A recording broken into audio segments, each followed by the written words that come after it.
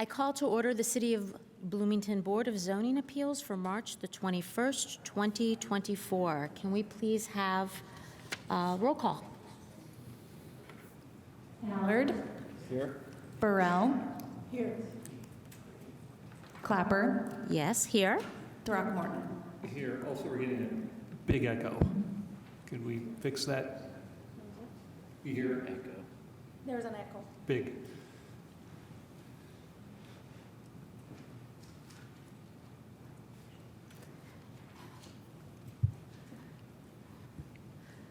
In the meantime, we have approval of minutes, the January 18th and the February 22nd meeting minutes. I'm going to move approval of January 18, 2024, February 22nd, 2024 without further discussion on the minutes. Do I have a second? Second. Okay. Any? Oh, we lost the feed? Hold on. Sorry. I thought I was helping by muting. Ah, but I did not help. so are we good to continue? No. Yeah. It's like, how did we lose? What did you do? I muted Council Chambers. Oh, can you unmute it? Unmuted. No, you have to. Oh. Up here. No. Oh, yeah. Click that unmute button. Ooh. Oh, that's better. Right. That actually make the meeting interesting. Yeah.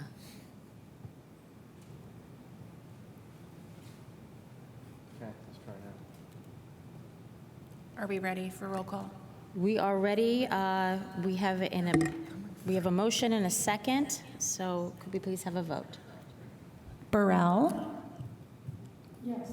Throckmorton. Yes. Clapper. Yes. Ballard. Yes. Okay, the minutes are approved. Do we have any reports, resolutions, and communications? No, we do not. Okay, thank you. Okay, the petitions that are continued to the April 18th meeting are as follows. AA-17-22, Joe Kemp Construction, LLC, and Blackwell Construction, Inc. V-05-24, Candy Sipes, and V-2722, Cutters Kirkwood 123, LLC. This evening, we have three petitions. The first is V-0224, Mohsen Kianizadeh and Sarah Nori Hosseini. We have V-0324, Brian Rental, Inc., and V-0624, Ace 318, LLC. We are ready to move forward with a staff report for V-02-24 when you are ready. Okay. My name is Gabriel Holbrow, zoning planner for the city of Bloomington, here to present for V-02-04. Sorry, V-02-24. Let me pull up the presentation.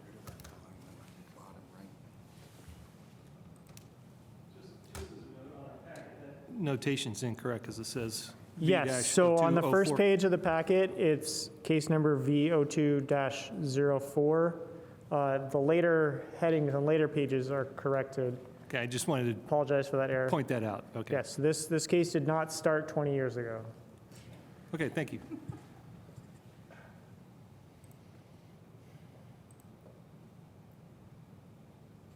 All right, here we are. This petition is for property at 2214 East Maxwell Lane. It's on the east side of town on a dead-end portion of Maxwell to the east of High Street. It's in the R2 zoning district. The property is 0.61 acres approximately, R2 zoning district. Comprehensive plan designation is neighborhood residential. And the existing land use is undeveloped. Proposed land use would be a single-family detached dwelling.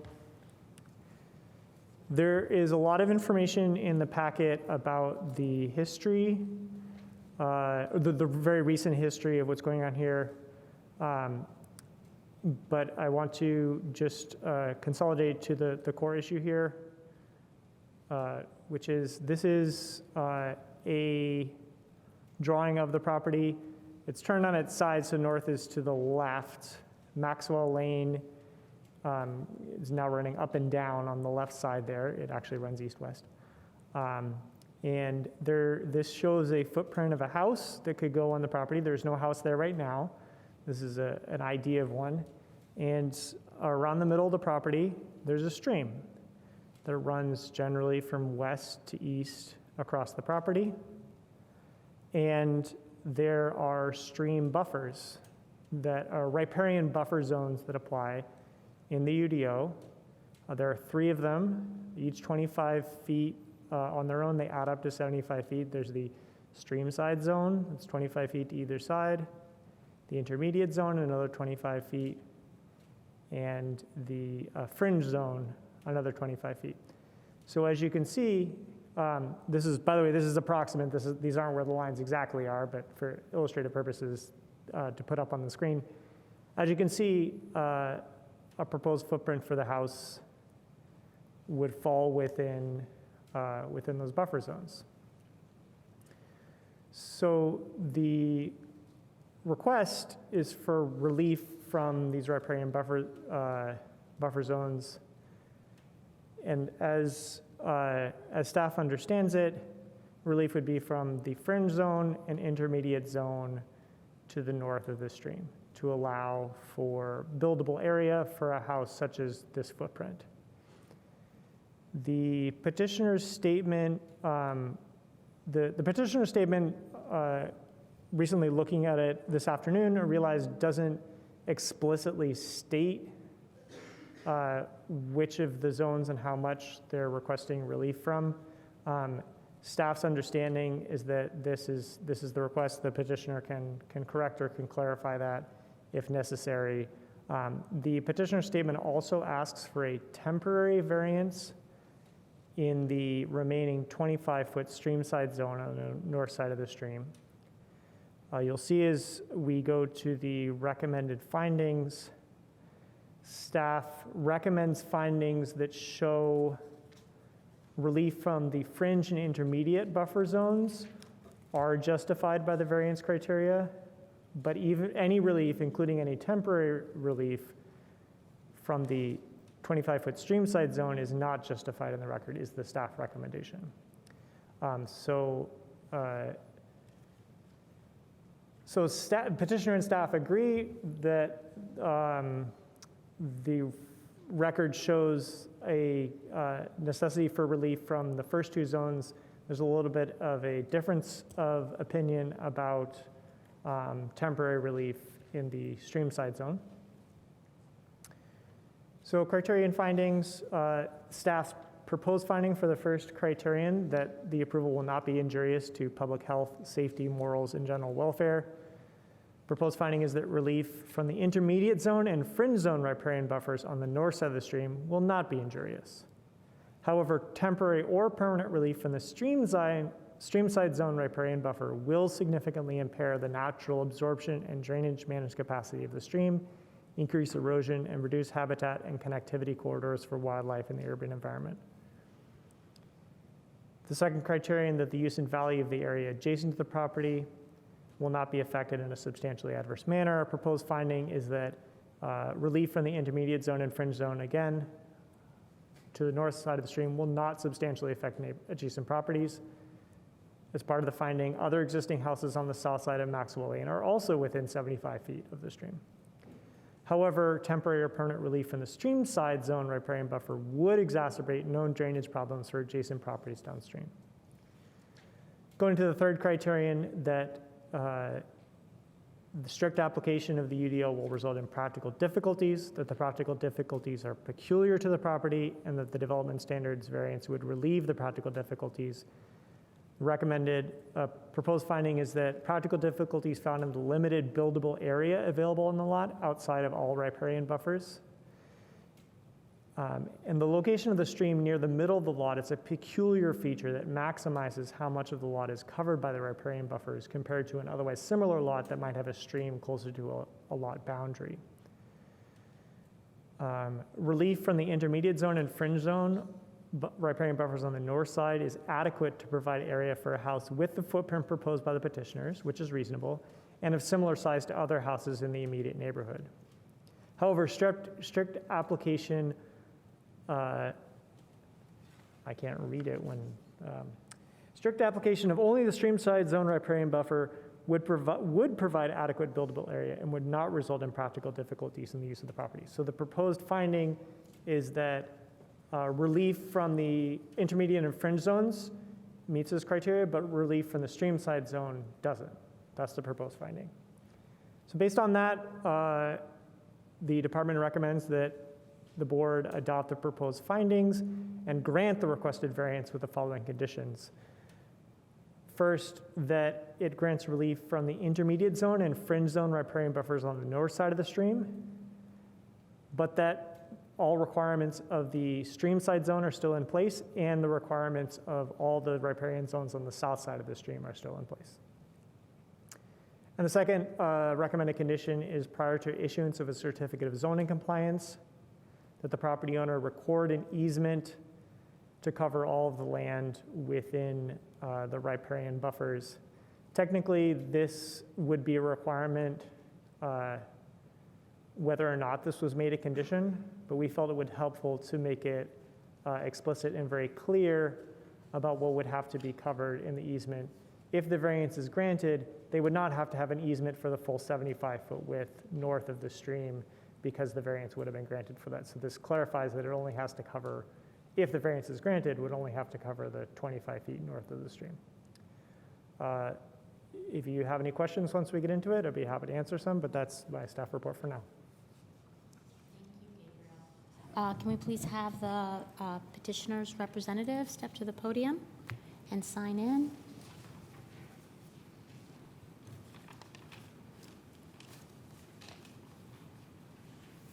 Can you, Petitioners, both of whom are here this evening. I want to start I have with- to swear you in. Sorry. Do you swear or affirm to tell the truth, the whole truth, nothing but the truth?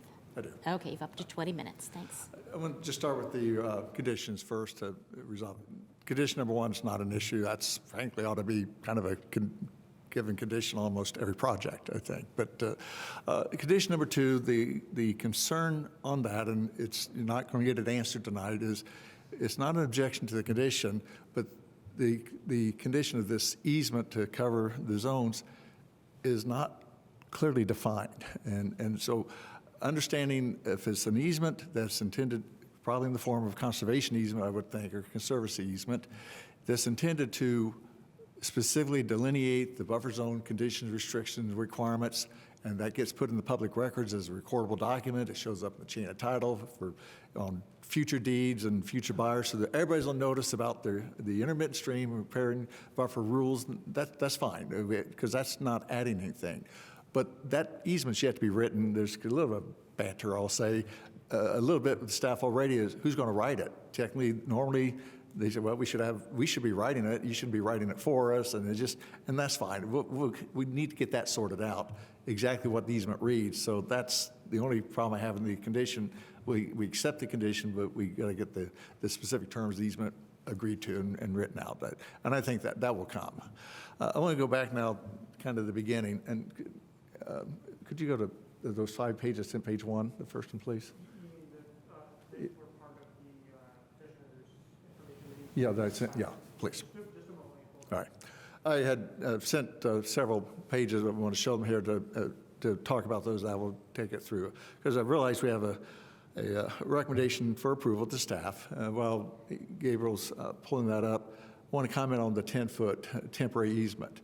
That actually was my request on behalf of the petitioner that we put that in the statement. Because as you saw the diagram, the footprint of the proposed structure, the location of the streamside buffer and how tight that is to construction, the thought was the 10-foot temporary easement would just be clear that construction activity, it has to go around the structure at some point and stuff about not You know, if it's going to do it, and that streamside buffer is going to be real close to the structure, was just trying to buy a kind of a 10-foot grace period in there, or grace area, where equipment or people are moving back and forth as part of the construction, that they're going to be a little bit further south than that, and a few feet into that area, they can avoid it. It's going to be difficult. They're going to have to be very careful to avoid it. That is the reason for the 10-foot temporary easement, was to try to relieve some of that concern about, gee, are we 2 feet too far to the south? We're going to have to mark that line very carefully to make sure they stay out of the streamside buffer. A 10-foot temporary easement during the period of construction would make that a whole lot easier. That's the only reason that's in there. So go back to, did you find those? Okay. You know, look at this one. You see the property highlighted there, the yellow square. Notice what's on either side of it. Fully built structures. The text is covering the bottom of it, but you know, the lots basically to the south, across the other side of the intermittent stream, are all fully developed and developed. You go on to the next one, please. This helps show, and you can see the contour lines that are on this, but again, all these lots, all these existing contours are all fully built and developed. Not a one of them dealt with the riparian buffer zones. Now, in part, some of these are old enough that they predate the concept of riparian buffers. Some of them will predate it. The real problem is that they almost all predate, and with the exception of only one that I can think of, but most of them predate the intermittent stream even being on anybody's radar. And we'll see more of that in a moment. But also, I want you to look at the contour lines. Again, the one kind of in the middle there of it is petitioner's lot. Look at the contour lines, the elevation contours on either side of it, those lots. Note the blank space. You know what that tells you? The contour lines in there have been obliterated. Those are the building footprints. Those are the building pads for the homes that have been built on either side of this. They built on the same contours that petitioner's proposed building site is having to deal with by variance, because that's the third of the, one or two, the second and intermediate, and the third, the buffer zones. What we're trying to deal with there, and the slopes and the feeding into the intermediate stream were basically obliterated in the construction of the homes on either side. Not because they were thumbing their nose at anybody, but the issue of an intermittent stream or repairing buffer zones was not on anybody's radar. There's communications with staff Gabriel one time when dealing with the petitioners about, well, one of your options is the staff could come out and investigate to see if there's any reconsideration as to whether this is an intermittent stream. Intermittent meaning there's not water in it all the time. It's just, it's a bottom of a small ravine, if you want to think of it that way. And so it's not clearly a repairing feature that's a problem that needs to be worked around. And when you look at a fully built out neighborhood, both sides and the entire property south of it, every one of those properties are within the same buffer zones now, but all were built, there's nothing there would cause the petitioner to think there's a problem with this lot, because everybody's built around it on exactly the same conditions. Would you go to the next one, please? This is just a little bit of an update on those. Gabe, I don't think those are the five I sent over. Do you have? Okay, this is their site plan, proposed site plan was in the staff packet. They've continued to work with Matt Ellerwood to revise it, to refine it, to better deal with slope issues in the zone. So this just, that has been a work in progress to try to keep getting it better, and this was just the most recent iteration of that. Next one, please. There should have been 5 numbered pages. That's not it, I don't know. There are a couple photographs. Go on. Yeah, all right. You know, sorry, don't want to belabor this. We had sent a couple photographs that I hope we'll be able to show that one of the issues that is talked about in the staff report about enforcement action things had to do with tree cutting, and you've seen photographs in the staff report of that. That's the north side of the intermittent stream. This lot, the property actually extends to the south of the intermittent stream a good ways, and there's a lot of trees over there that were not touched. Why is that important? It's important only if you're looking at trying to calculate the percentage of canopy that's been removed, because it's doubtful that it's been 50%. But that's not really the issue. It's not the tree canopy. It's working now in the buffer zone of the intermittent stream. And I have to tell you, that came as kind of a out of the blue, hey, did you know there's an intermittent stream there and there are these rules? And that had never surfaced. One of the pages I meant to have to show you was an exchange of emails with the petitioner and Keegan. And it's not an attack on Keegan. In fact, he was very responsive. But it was the petitioners in writing to email, they hadn't purchased the lot, asking about the property, what the zoning is, what could be done, are there any spatial things we ought to be aware of about this property? Keegan was very responsive, but in his response, there was no discussion of repairing zones, no discussion of intermittent stream, no discussion of development restrictions because of those features. It just wasn't on anybody's radar. So they buy the lot, they cut the trees, looking ahead to getting ready for the building site, and in the process, when this comes to staff's attention, finally somebody's looking and said, hey, do you know there's an intermittent stream down there and you can't be doing that.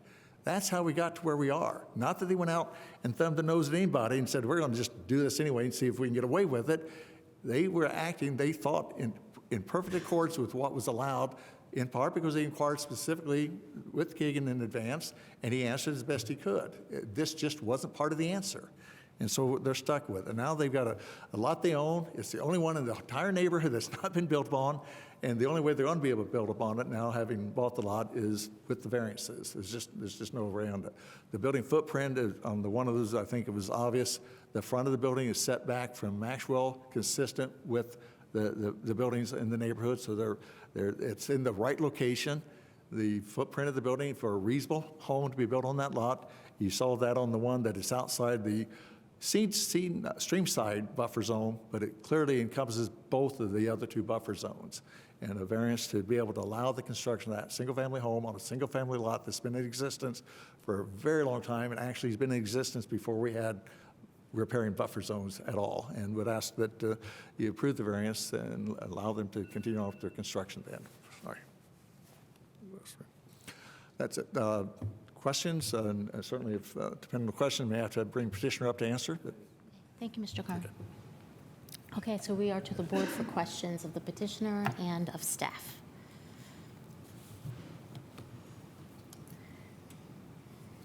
My question is for staff.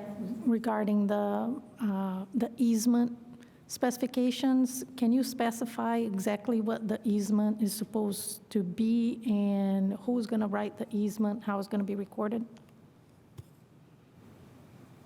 So the content of the easement is reiterating the standards that are in the UDO. So in the UDO, first of all, it defines what the zones are, so many feet distance from the center of the stream, and then it defines, generally land disturbing activities are not allowed in there, but it defines exceptions for certain land disturbing activities that are allowed. So the easement would record those same restrictions and that are already in the UDO, and put them in easement so that it would be connected with the property and show up in anyone's title search and so on. So the purpose of it would be to reiterate what's in the UDO. For who drafts it, the typical process that I would expect would be followed here is that we have easement language. We, speaking generally as the city, would draft it, and then, of course, it has to be recorded by the petitioner, so they might want to look at it, and if they have a question about something, they can, ask a question about it. But generally, that the city would draft it. The only thing that's at all slightly different about this is that we haven't had similar properties in recent times that have had this restriction alone on it. So other properties that were larger redevelopments that may have had riparian buffers, there were other things going on, and so they were recorded as conservancy easements, slightly different language. So we don't.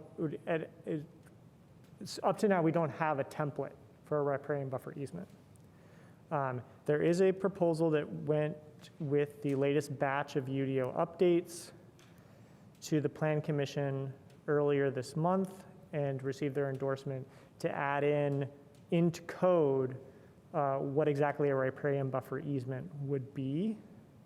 It closely follows the parts of code that talk about what a conservancy easement is, but adds in the specific citation to UDO 20.04.050F for the riparian buffers. So in other words, the easement language just calls out the UDO standards, which means, correct me if I'm wrong, Eric, here, which means that if the UDO standards ever changed, automatically the easement standards would change. Yes, that's correct. So, as Gabriel mentioned, just to summarize, we do have language right now to propose a riparian buffer easement. It's in the series of UDO amendments the Plan Commission just recently approved and are on its way to City Council, so we are working on that. So we have the easement language already drafted for what that would be. Question, Gabriel. So what constitutes an intermittent stream? Is everything subject to, how does this get assessed and determined? There is a UDO definition of stream. Let's see if I can cite it for you here.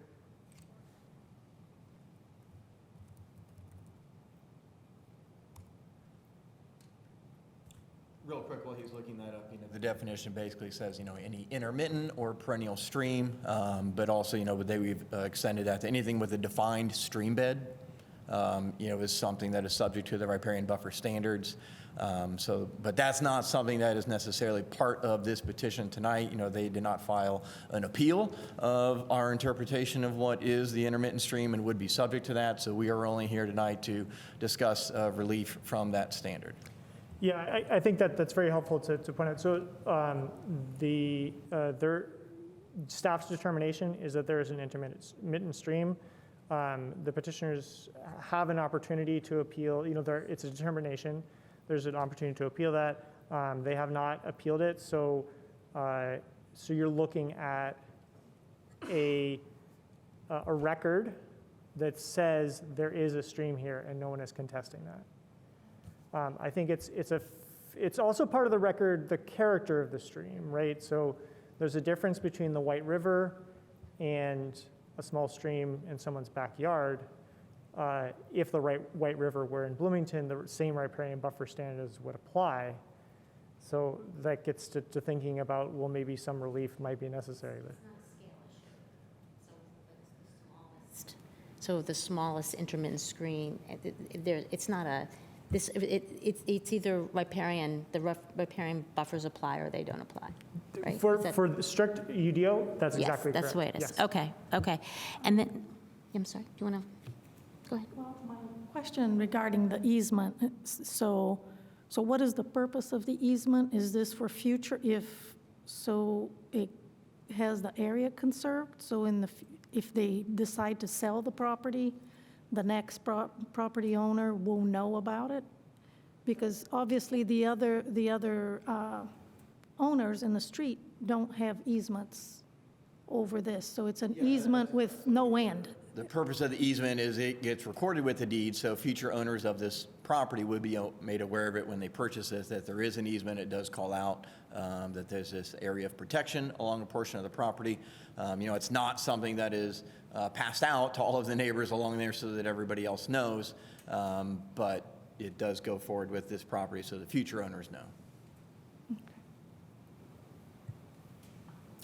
So I had a question about the request for temporary relief. We really don't have the ability to grant anything temporarily. It's a variance, it runs in perpetuity with the property. Is there another mechanism that the petitioners could look to that could be helpful to them? No, not really. As you just mentioned, there are no such things as permanent or temporary variances. It either is or is not permanently granted relief. So in this case here, it would just be a variance in perpetuity if it were granted for relief from that 25-foot zone. Okay. But as Gabriel mentioned during his presentation, there is room to move the house forward. So if there are concerns about the buildability of the design of what they've got shown, they can move it forward, and they've got more room from that riparian buffer in order to construct it. Okay, so they're not up against the front setback line? No, there's additional room, they could move it north toward the street. Of how much they have? If you look in your packet, let me see what page number it actually is. Page 17 in the packet has the exhibit.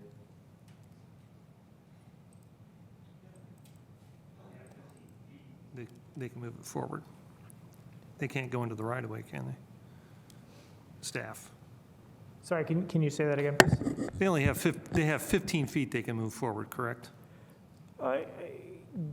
From the current 15-foot setback from the right-of-way, they could, you're saying that they can move forward, Eric was saying they can move forward 15 feet? This is approximate, just based off of Understood. looking, but approximately appeared to be 19 feet, would still be compliant with the UDO.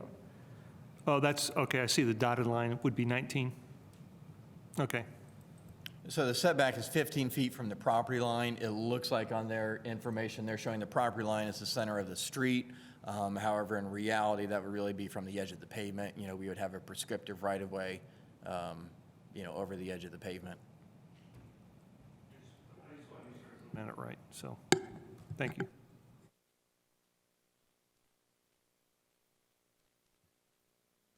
Well, I mean, I guess a question to the petitioner is that even something they want to consider moving it forward?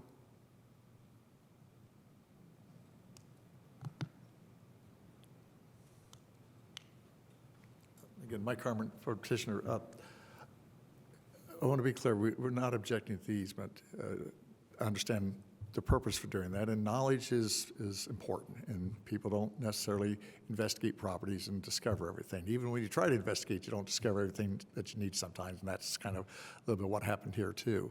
I just want to ensure that, well, they're talking about you had a chance to appeal, you didn't do that, it's 15 days from the time that first decision was made. Hey, that's an intermittent stream, so that goes back into 23 ways.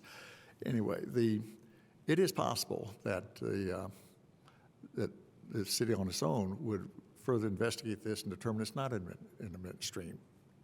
This year, 10 years from now, things can change.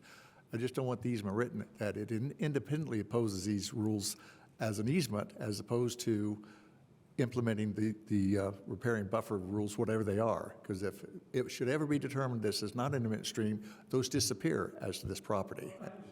That's all. My question, that can be addressed in your Yeah, follow-up, but right, my okay. question is, would they be willing to consider moving it forward? Is that just a no for the? It's a no, but Okay, primary reason. that was all I needed. But we can go over the rest of the stuff Yeah, when we yeah. get to the. The only other comment I wanted to make then was actually more on point of your question. It's, well, the one photograph, we don't need to go back to, but one of the planning principles always in locating your footprint is to be compatible, trying to match the setback of other structures on the same block face. And if you saw the properties. Right, I understand, and that's why I asked. Yes. So that answered my question. Okay. Thank you.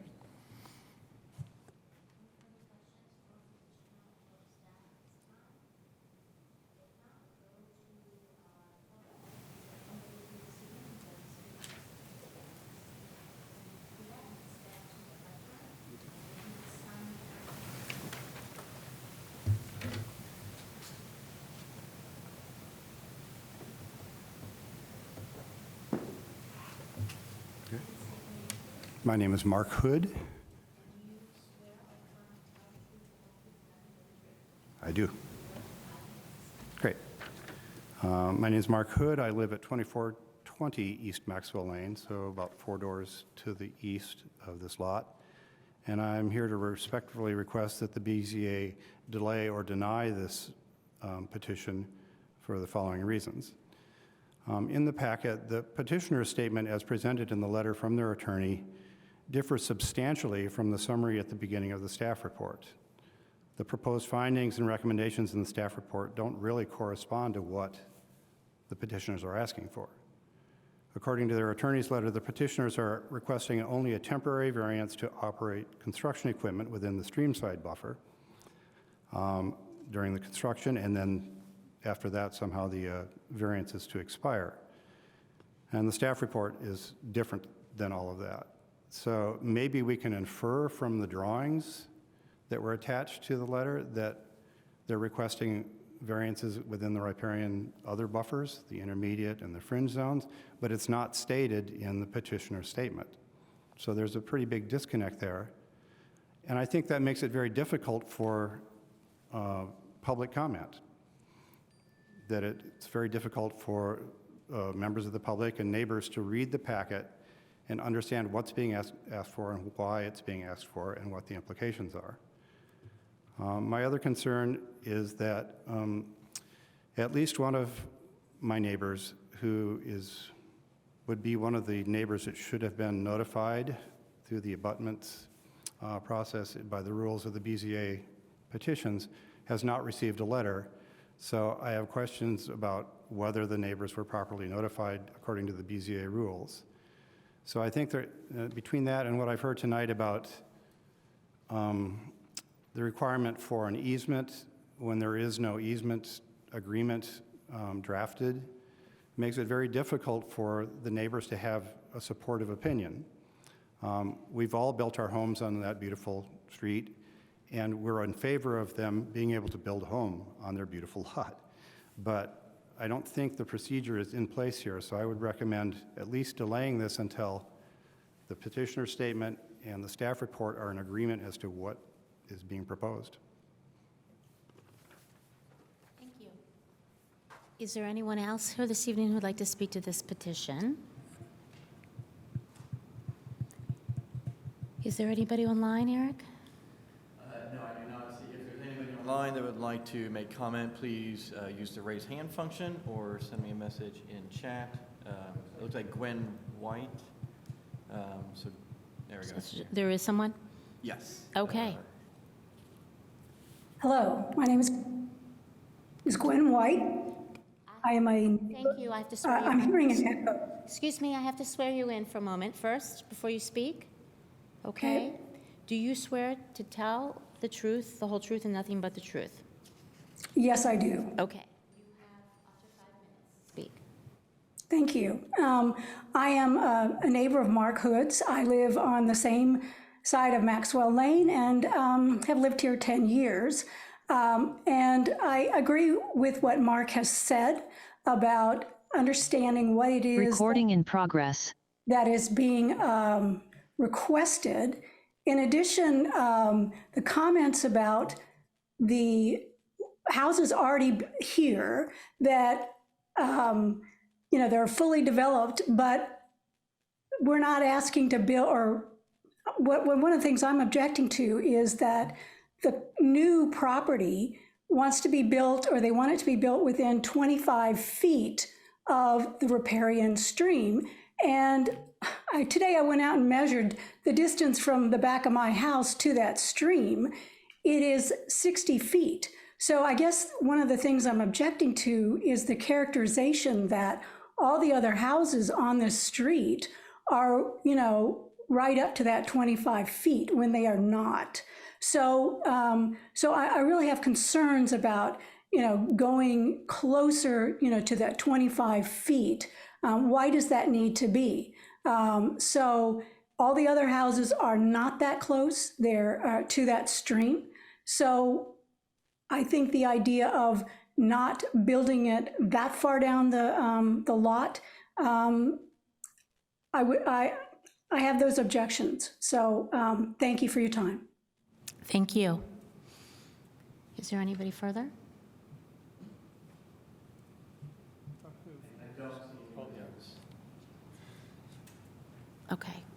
Okay, if there's no one here, then we're back to the board for further questions and action. I want to follow up to that with the staff. I'm looking at page 16. If we could look at that, I want to try to understand what the public comment is trying to point out. Can we see that? Okay. And while you're doing that, the question I have is I'm looking at this image that was provided in it, and the back of that house looks like it's pretty much in line with the other two on both sides. So I'm not sure where the house of the person from the public who just spoke is, but it looks like the two on each side. And I was just trying to get some sense from the the city, would you concur that the back of that house is pretty much in line with the back of the other two? I mean, not exactly, but close? Yeah, especially to the right, but I know the one on the left, it's pretty much, it looks like it's exactly the same as, in terms of the building structure, not the porch, and then there's a portion of it that sticks out. But what's the city's opinion of that? Is it roughly in line with the other? So the city staff has not done an in-depth analysis of the setback from other houses, but based on the limited analysis that we have done, we're not aware of any other houses that are closer than 25 feet to the stream, but it appears that all of them on the block are closer than 75 feet.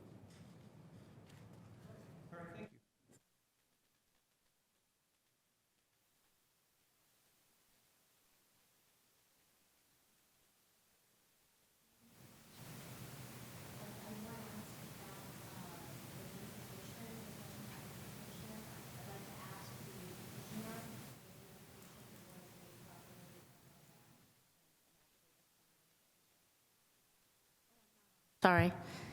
Hi, I'll just repeat that. I just want to confirm that everything was done properly.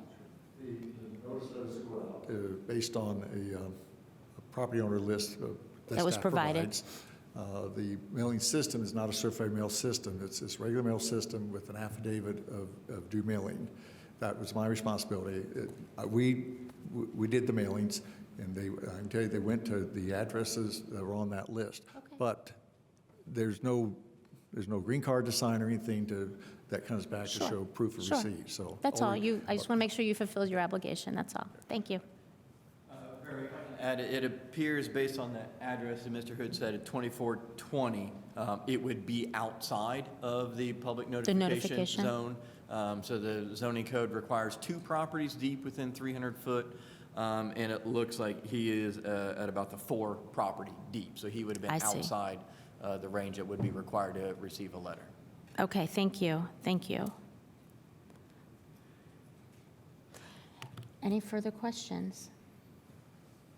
Okay, I'm ready for a motion. Oh, is Does that, the petitioner have any time left? oh, I'm sorry. I think you do have some time left. If there's anything further you'd like to say?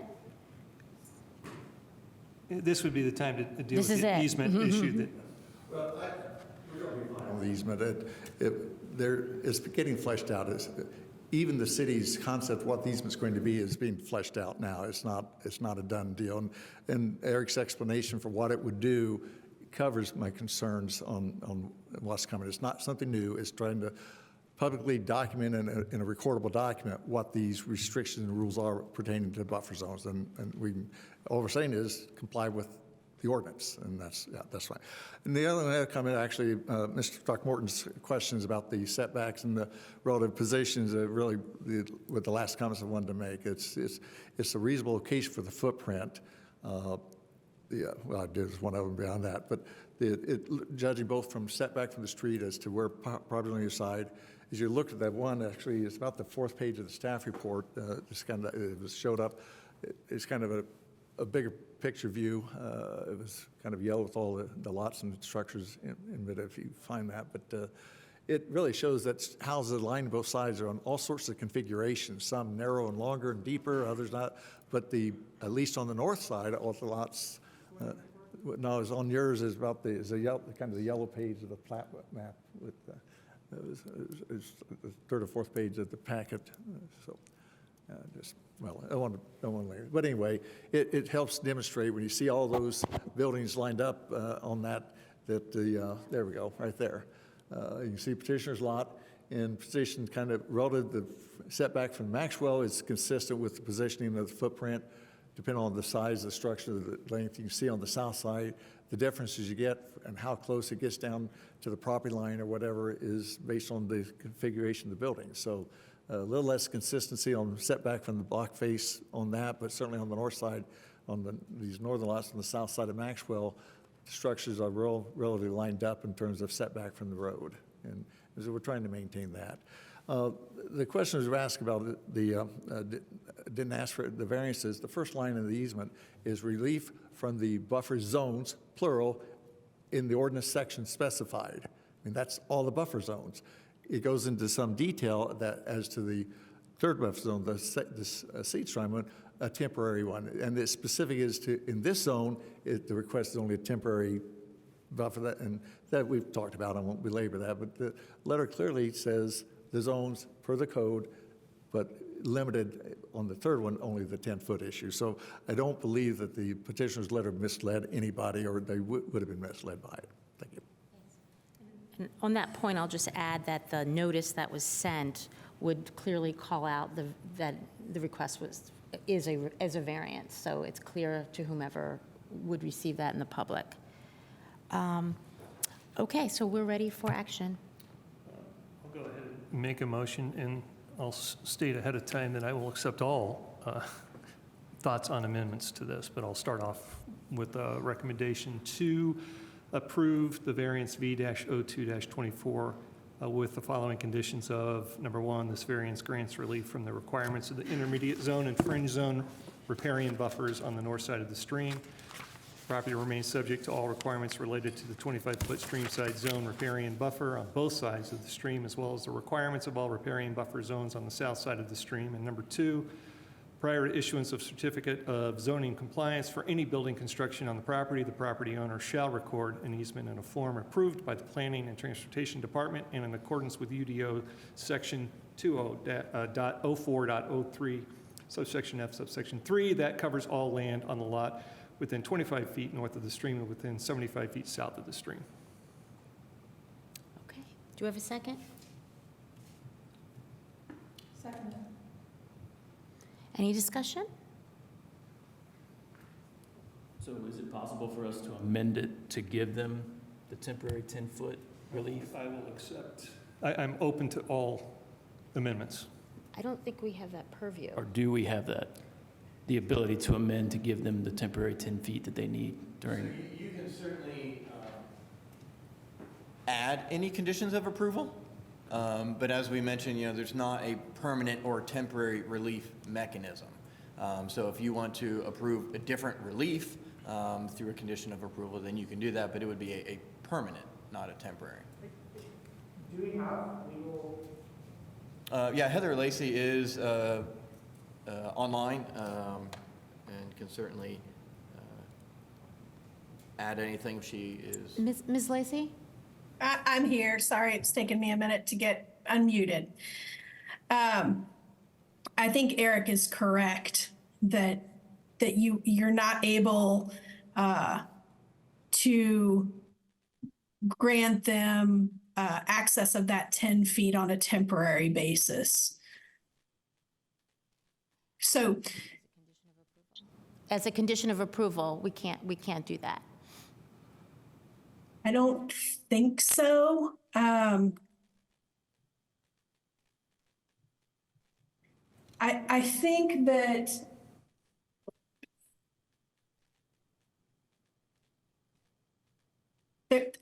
I don't see in my very fast research while you all were speaking about this, the option to do that on a temporary basis. I think if you are to be,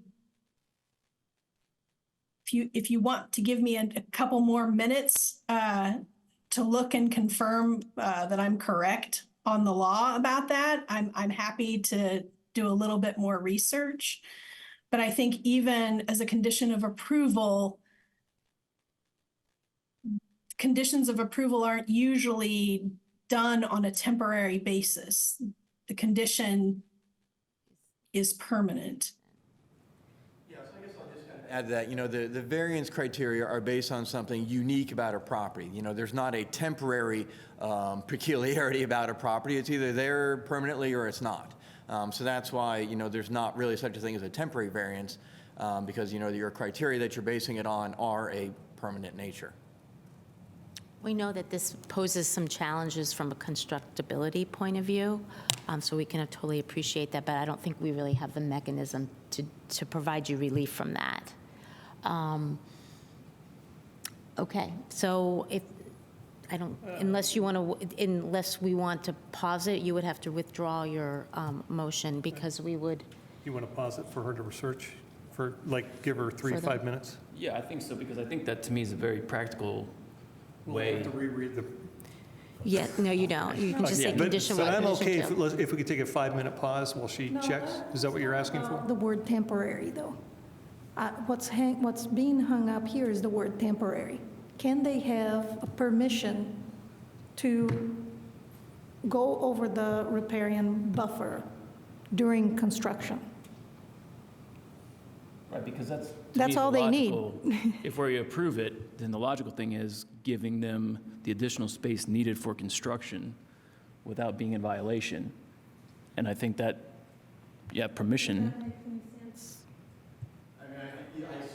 I hear and understand, I guess, what you're looking at and requesting. You know, staff's position has been, you know, that we are supportive of the variance from the two outermost because it does present a peculiar condition on the property in terms of development, but that the inner 25-foot most zone does not present that same difficulty. You know, they are able to get a building on there.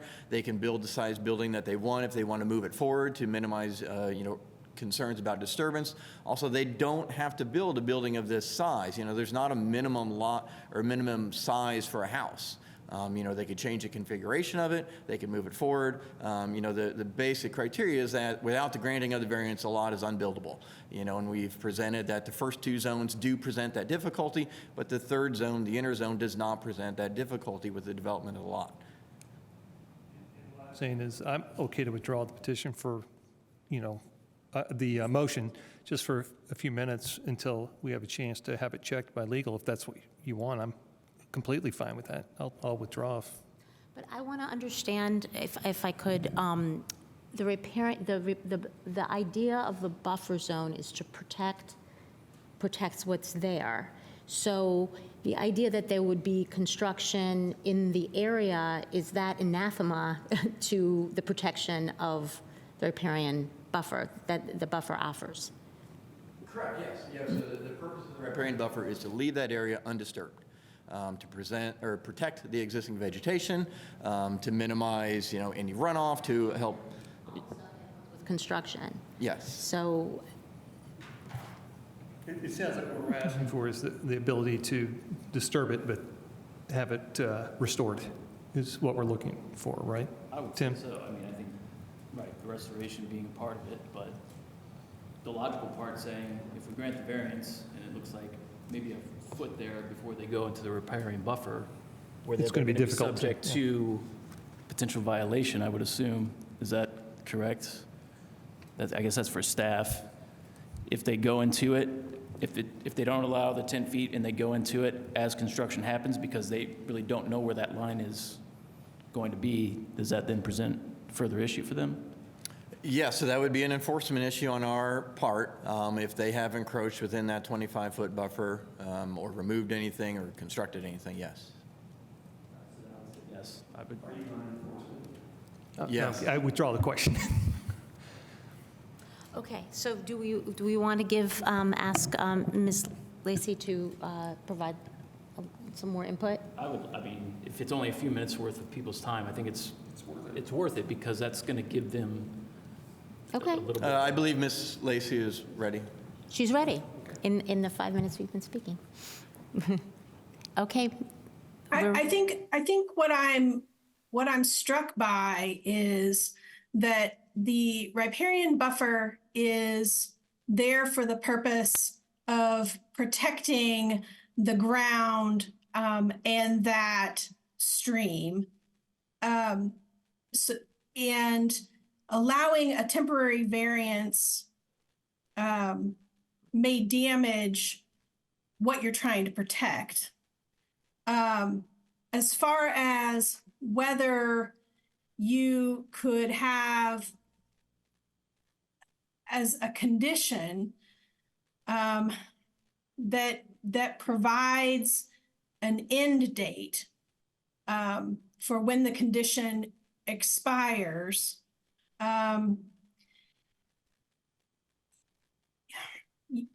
you may be able to do that. And I'm sorry that I don't have a better answer for you than that.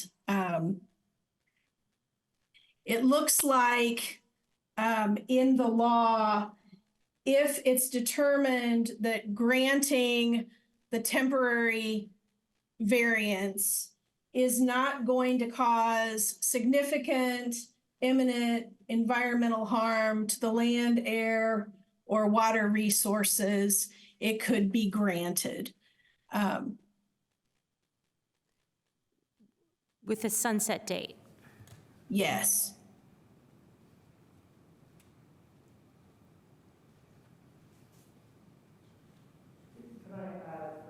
Board, the proposed findings are pretty clear that any temporary, even temporary infringement into the streamside zone would be injurious to the community, would substantially adversely affect neighboring properties, and would not be justified by peculiarities of the property. So if you were interested, if you can do such a condition to allow a temporary status, if you were interested in doing that, you would need to, I would believe you would need to at least amend those findings, because the findings are pretty clear that infringing into the streamside zone, even on a temporary basis, would not be in the criteria, if that makes sense. Essentially, the condition number 1 is what it sounds like would have to be revised. Is that what you're saying? As staff, I would say all 3 pretty clearly say that the streamside zone, any infringement into the streamside zone would make it not meet the criteria. I have to say, I feel a little uncomfortable with this. I just feel like it's a slippery slope. I think, I think siding the outside of that house may be a bit of a challenge. But I know a lot of the foundation work, the heavy work can really proceed from the north by and large. I just know the nature of construction. It kind of spreads, and it's hard if heavy equipment's driven back there, you're sinking down. It can be very, very destructive. And I feel like the riparian buffer is 75 feet long, and we're providing relief from 50 feet. And I don't think it's insurmountable. It is definitely, it's going to take more effort on the part of your contractor, and they're going to have to be very conscientious. But I feel like this is a slippery slope. I just do. So your recommendation is to keep I would keep the motion as is. With the assumption that they would be able to move the house forward, given that They could. Yes, they have. 19 There's feet of a space. little bit of wiggle room. to work with. Yeah. Okay. Yeah. I mean, as long as you have 3 feet to work with the ladder off the ground, you can side the back side of the house. Okay. It's not ideal. It's not ideal, but I think this is just a little unorthodox. Yeah. I agree with you. Okay. Okay, so the motion's back. Well, the motion has not been. It's not been withdrawn. So are we ready for any further discussion? Is there anything further? I mean, I can call the question if you'd like. Please. Well, I call the question. Okay, so we are voting to move approval of this variance. Clapper, Yes. Throckmorton, Yes. Ballard, Yes. Burrell. Yes. Okay, the variance is granted. Good luck. Yay. Thanks so much. Okay. We are now ready for V-03-24, that is Bryan Rental, Inc.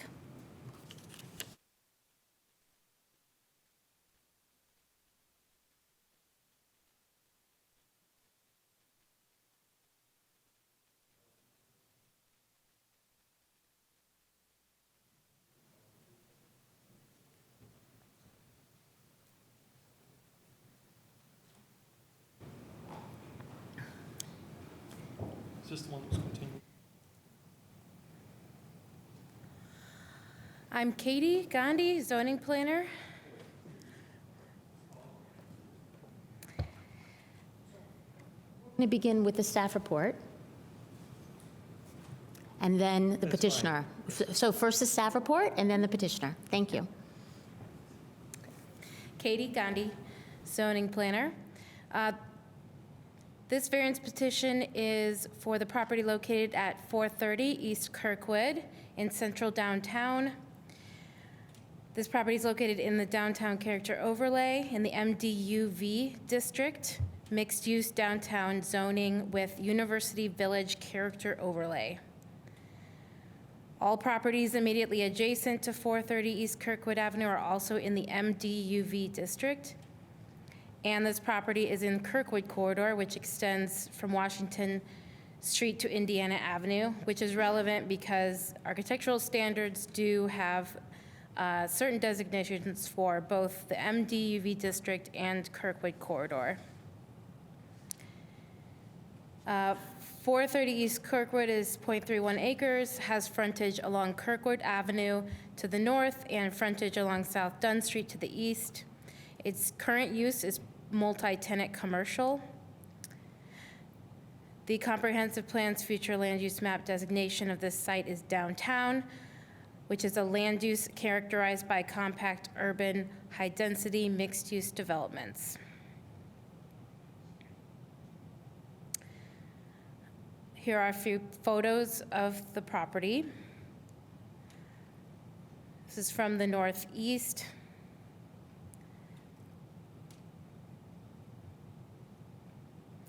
And this is a view from the east.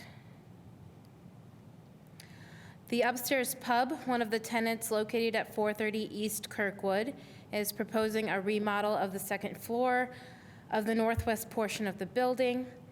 The remodel includes raising the roof of the northwest section of the building and installing new windows and doors, new wood siding to match the existing wood siding on the first floor and elsewhere on the second floor of the building, and a new Juliet balcony.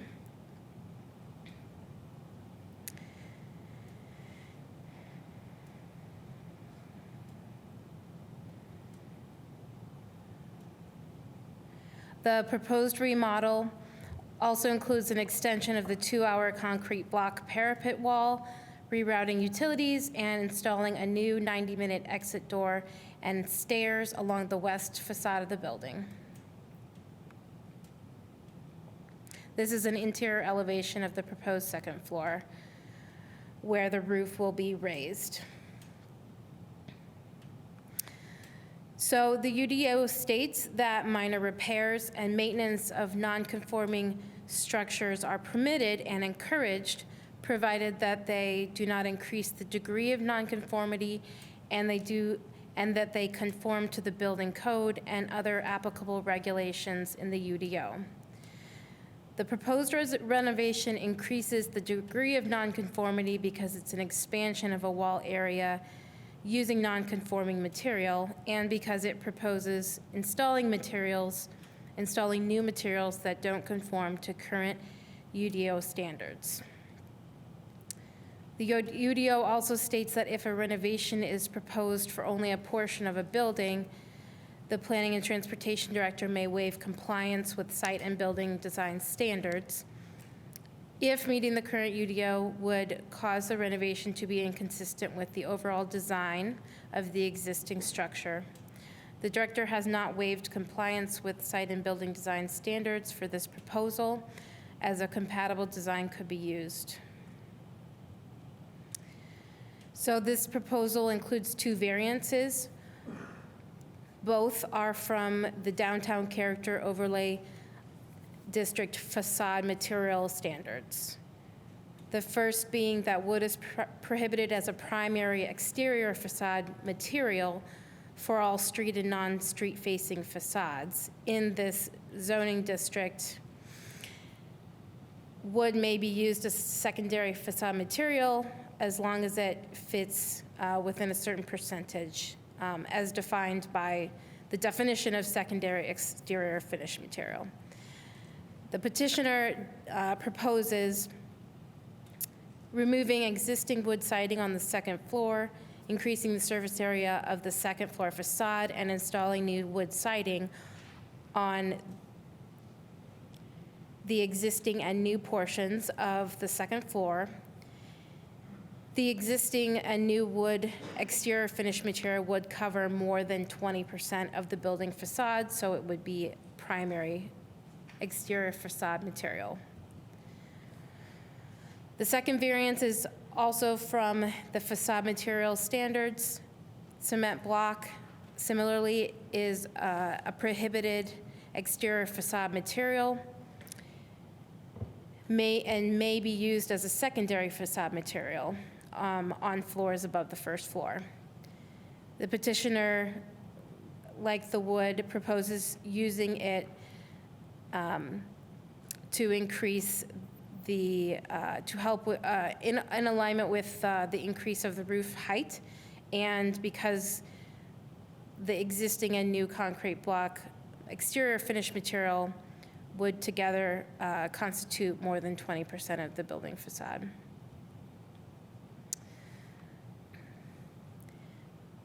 In assessing the variance criteria, the granting of this variance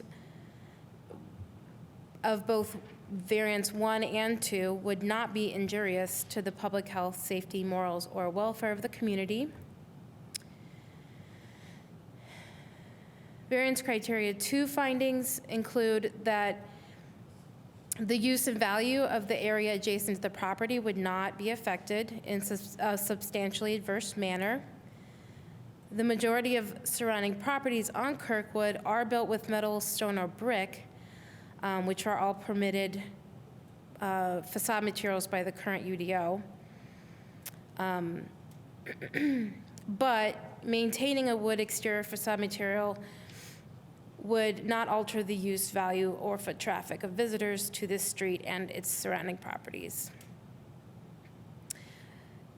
This proposal is in line with the City of Bloomington's downtown's vision and infill strategy plan, which says that downtown Bloomington conveys a sense of time and place, which is expressed through numerous historic and traditional buildings, and that unique and cherished characters should be respected.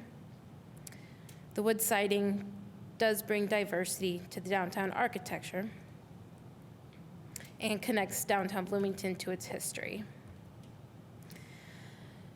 Variance 3 findings include that the strict application of the UDO for variances 1 and 2 would not result in practical difficulties in the use of the property. The property will still be usable as a commercial multi-tenant center if these variances are not approved. Though the wood siding for the remodel matches existing materials, there are approved materials that could mimic the appearance of wood or blend well with existing wood. While the strict application of the UDO will not impact the use, the request to utilize materials cohesive with existing materials on the building is reasonable and would be awkward to require new extended cement block portion to be covered by an approved facade material while allowing existing cement block to remain exposed, lawfully nonconforming. Based on this assessment of the variance criteria and the findings just described, the department recommends adopting the staff report findings and denying the requested variances. Thank you. We are now ready for the petitioner's report or presentation. If you could please sign in first. You did already. Can you state your name? Michael Chambly. Okay, do you swear or affirm to tell the truth, the whole truth, and nothing but the truth? I do. You have up to 20 minutes. Okay, thank you. My name is Michael Chambly, and I'm a local architect. I wanted to tell you a little bit about my background and some of the projects that I've done in Bloomington.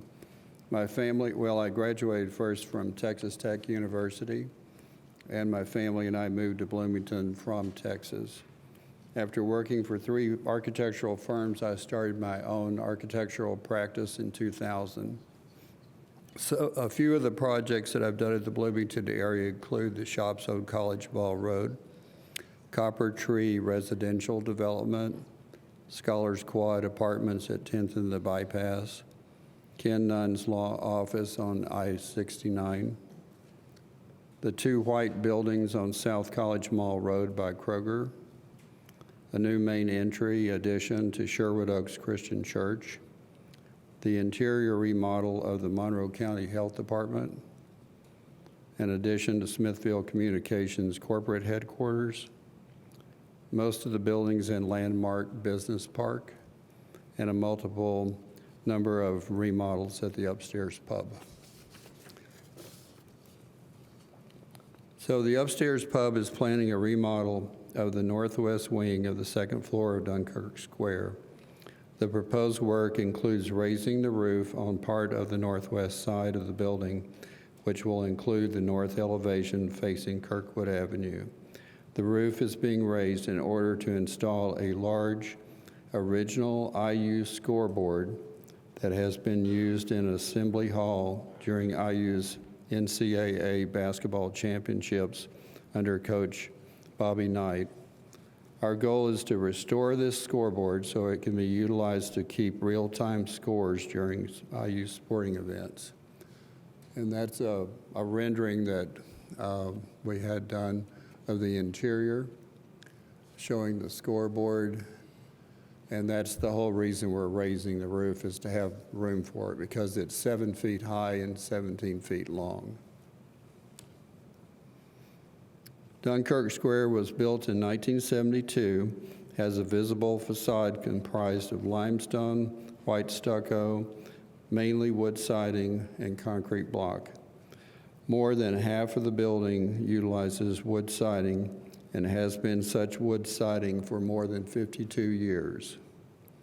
As part of the remodel and in keeping with the 1970s architecture, we propose to use matching wood siding on the exterior upper walls and to replace a portion of the existing 2nd floor wood siding with new siding installed at an angle to match the roof slope. So what we're talking about here is raising this roof and using wood siding at an angle to kind of match the roof. To be clear, there is currently wood siding on the walls, and the proposal is to install wood siding when the same walls are made taller. In addition, the west wall, which isn't very visible due to its close proximity to the Rubicon building located immediately west, is comprised of painted concrete block, which we'd like to extend with the same concrete block. Did y'all have any questions so far? Okay. The current UDO does not allow wood siding on exterior walls in the MD-UV Kirkwood corridor. Metal siding or limestone on the 2nd level is permitted, although the building would appear very awkward and otherwise harm the ambiance of Kirkwood Avenue if those materials were used on the 2nd floor, therefore contrasting against the 1st floor original wood siding. So that's our biggest concern, is that we can use metal siding that looks like wood, but it really won't match the wood. So we're prepared to put wood siding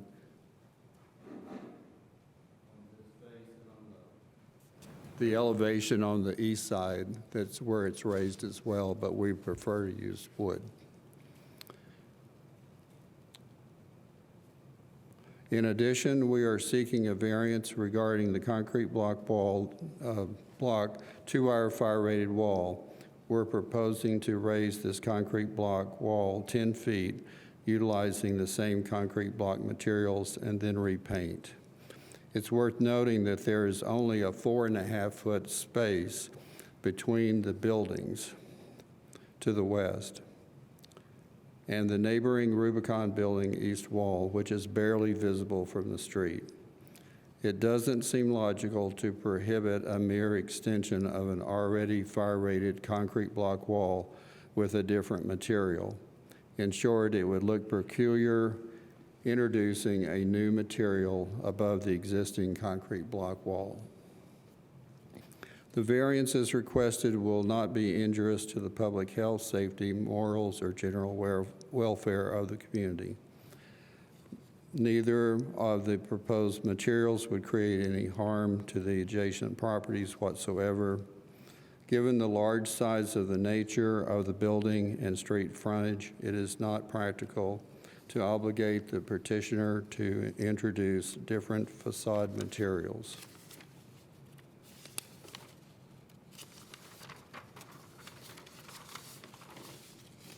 We encourage the BZA to waive compliance with building design standards for the proposed upstairs pub renovation, as strict application would require the building to be inconsistent with the overall design and aesthetics of the existing structure. So do y'all have any questions now? Thank you. Okay. Yeah, we'll let you know.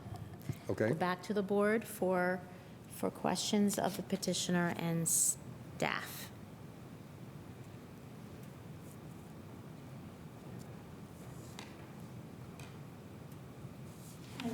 Question for staff, please. So my question is did it trigger this just because it's 20% of is the material 20% of the facade? Is that why it triggered? Because is wood prohibited or? Yes, wood and cement block and cementitious siding are all prohibited exterior facade materials in this zoning district. Is this a historic building? No. No. Okay, I was just trying to figure out, because in a historic building, you have to match the existing exterior. Okay, thank you. Questions? Any questions? Okay, seeing none, we will go, if the petitioner, you'll have an opportunity after public comment to speak again. Use any unused time. So is there anybody here from the public who would like to speak to this petition? Please.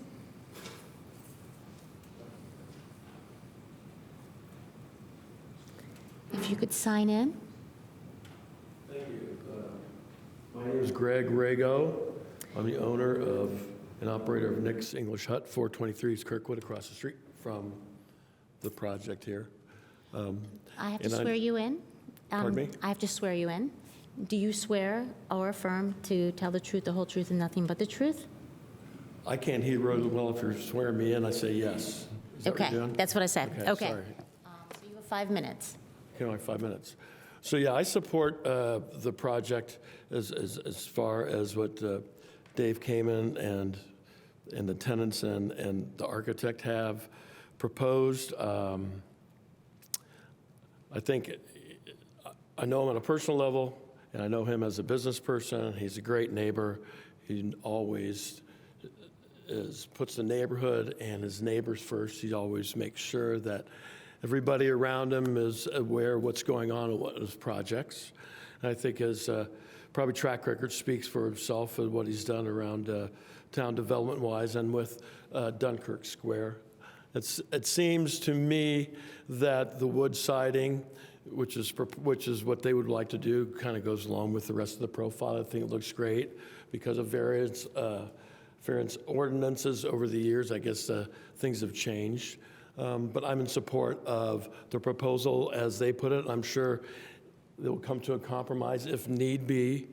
But overall, I think it's aesthetically pleasing for Kirkwood, for the patrons, not only that come down on a regular basis, but also for visitors to our community that will come down and see what we have down in Kirkwood. I think it's great what they're doing, putting their money into a project that will spur a lot of local jobs and keep a lot of our local people employed. And he's always taken care of his property at Dunkirk Square. I've never had a problem looking at it, or being in it, or being social with the people there. It's one of the things I think that kind of keeps Bloomington unique, and have an owner-operator as myself or Dave or Steve, who has the upstairs pub, to be able to develop the property as they see fit within confines of what the city of Bloomington wants. We understand what the city of Bloomington wants, but I think that maybe if we could bend a little bit, we could probably come to a compromise on this.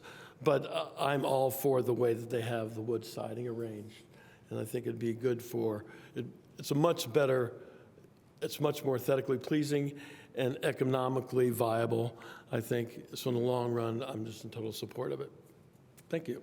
Thank you.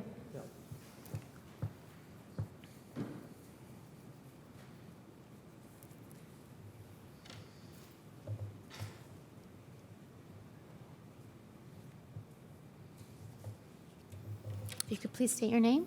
My name is Brian Isaacs. I'm the operating manager for Jimmy John's in Bloomington. Okay, if you could, I just need to swear you in. Do you swear or affirm to tell the truth, the whole truth, and nothing but the truth? I do. You have up to 5 minutes. Okay. When I moved to Bloomington 20 years ago, Dunkirk Square was a place that quickly became an area where my friends and I like to hang out all the time, watch games, come down and have drinks, go to concerts, just have a good time. And I didn't even realize how important at the time that building was. And then I moved to South Carolina in 2015, was gone for about 6 years, and I came back to Bloomington to pursue my career here, working for Antoine. And when I first got into town, I saw a lot of really new fancy buildings, and as a business person, I was really excited for the growth. But as a Hoosier, I was a little bit nervous that my favorite city had lost some of its small town charm. And then I went down to Dunkirk Square and saw that that was still intact. So really, in conclusion, I think that it would be detrimental to the businesses there that kind of thrive off that nostalgic look of Dunkirk Square. And I think for the city, it just does not look good overall, like the proposed material that they have used for that. And that's all I got. Thank you. Is there anyone else here who would like to speak to this petition? Is there anybody online? Yes, there is one person online. Okay. Erica, you should be able to unmute. If you could state your name. Okay. If you could state your name, please. Yeah, hi, my name is Erica Yi. I'm from the Yatagara's Ramen Restaurant and Dunkirk Square. Okay. Do you swear or affirm to tell the truth, the whole truth, and nothing but the truth? Yes. Okay, you have 5 minutes. Okay. Yeah, we opened our store in March of 2022, and the reason we wanted to be at Dunkirk Square because they have great location near the campus and close to the downtown, and along with also the look of the building. The building has a lot of great characteristics that make our space great for a ramen restaurant, including when you enter to the entrance, it's very dark wood. We have and match all the style we want. We believe that upstairs pub should be granted their variance as the building material they like to use match the building, and any other building material would look bad for them and for us. And thank you for your time. And I think we're looking forward to seeing upstairs pub be a big remodel. Thank you. Okay, thank you. I don't know if it's possible to turn the closed caption back on because it has been a little hard to hear people a bit, just in the future. Okay, is there anyone else? Yes, Susan Wilkos is next. Okay, great. If you could please state your name when you're ready. Hi, yes. Can you hear me okay? We can. Great. It's Susan Wilkos. Do you swear or affirm to tell the truth, the whole truth, and nothing but the truth? Absolutely, I do. Okay, you have 5 minutes. Okay. So my husband, Steve, and I are the business owners and operators of Rita's Italian Ice in Bloomington. So I just want to start off by saying when we first began looking for a location for a business in Bloomington, we looked at many things, but the main two factors were number one, high traffic, so we can sell a lot of ice and custard. Number two, a place of community where we'd serve college students, locals, alumni, and everyone in between. Dunkirk Square felt like a place of community since the first time my family and I stepped foot on Kirkwood. Yes, the building is a bit quirky, it's older. There have been many businesses that have called Dunkirk Square home over the decades. But based on historical photos of the building showcased upstairs at the upstairs pub, Dunkirk Square's exterior has essentially stayed the same. Seriously, just go upstairs to the upstairs pub and look around their walls. It's like a historic mecca for Dunkirk Square. It would truly be a shame for upstairs pub to deviate from the original appearance of Dunkirk Square. Just because new coding is forward thinking, why don't we try to work with existing buildings to make them better? These older, nostalgic buildings shape Bloomington to what it is today, and is a large reason why my family and I, excuse me, chose Bloomington as our second Rita's location. I really appreciate your time and hope the BZA will vote in favor of upstairs pub and keeping the nostalgic appearance of Dunkirk Square that we all love. Thank you for your time. Thank you. So that is all that I see. If there is anybody else online that we've missed, please use the raise hand function and we can recognize you.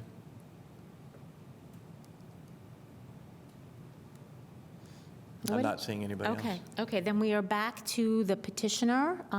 There is additional time remaining, I'm sure. Yeah, they have about 13 minutes left. Okay, so if anybody from the petitioner's team would like to speak to,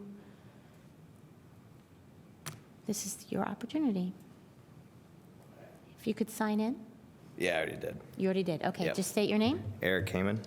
Do you swear or affirm to tell the truth, the whole truth, nothing but the truth? Yeah. Okay, thanks. Okay. Well, first of all, I'd like to say one thing about the building. These right here, these are apartments. So I think I'm among one of the few people that have eaten, drank, shopped. Can you speak? Oh, yeah. So I've eaten, lived, drank, and shopped at Dunkirk Square. So this building is really meaningful to me. So a couple of things. Number one, Robin was ZNC. He was here. He wasn't able to speak. So I'd like to make a statement for him, if that's okay. He says, "Hello, my name is Robin, and my family and I operate the ZNC restaurant at Dunkirk Square. The construction upstairs pub is planning to do above my restaurant is going to be great for me and our neighbors. It'll make their business better, bring more customers to the building, and will be better for my business and the next door businesses as well. I think wood would make the building look good, and other materials will make it look misfit. I hope you'll consider businesses like mine, which will benefit from your approval. Thank you for your time." That was Robin with ZNC. He operates right below this project. So back to me. I'd like to state I really respect city planning, and I think what we really want to do is work with them. And it becomes really, really hard when we work on older buildings. And one thing I did ask city planning was, I said that they have their goals, we have our goals, upstairs pub has their goals, and I said, why don't we try to align our goals together? And what I was told was that the UDO is forward thinking. So what does that exactly mean? And the way I interpret it is that enforcing the strict application of the UDO on old buildings is a practical difficulty in itself. The way I see it is that it is easier to construct a giant new apartment building than it is to make improvements to old buildings. Why is it that you can construct a giant apartment building, and for us, we get dictated what materials get used on a 50-year-old building? It's very tough, and we keep coming to you, the BZA, asking to make existing buildings better, but it seemingly is getting harder and harder to do, and we keep getting recommendations of denial from city planning. We want to advance this town, and the way we can do it is to be able to help bring old buildings to the best that they can be. And I say this again, enforcing the strict application of the UDO on older buildings is a practical difficulty in itself. It's in the BZA's purview to be able to help guys like us to make old buildings great. Thank you. Thank you. Okay. Is there anybody else from the developer team who, or from the petitioner's team who would like to speak? Yeah? Okay.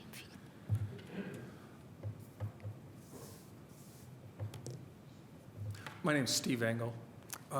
Do you swear to tell the truth, the whole truth, and nothing but the truth? I do. Okay, thank you. My name's Steve Engel. I've been one of the owners along with Ron Stanhouse. He's my business partner. We've owned the upstairs pub and businesses in Dunkirk Square since 1984.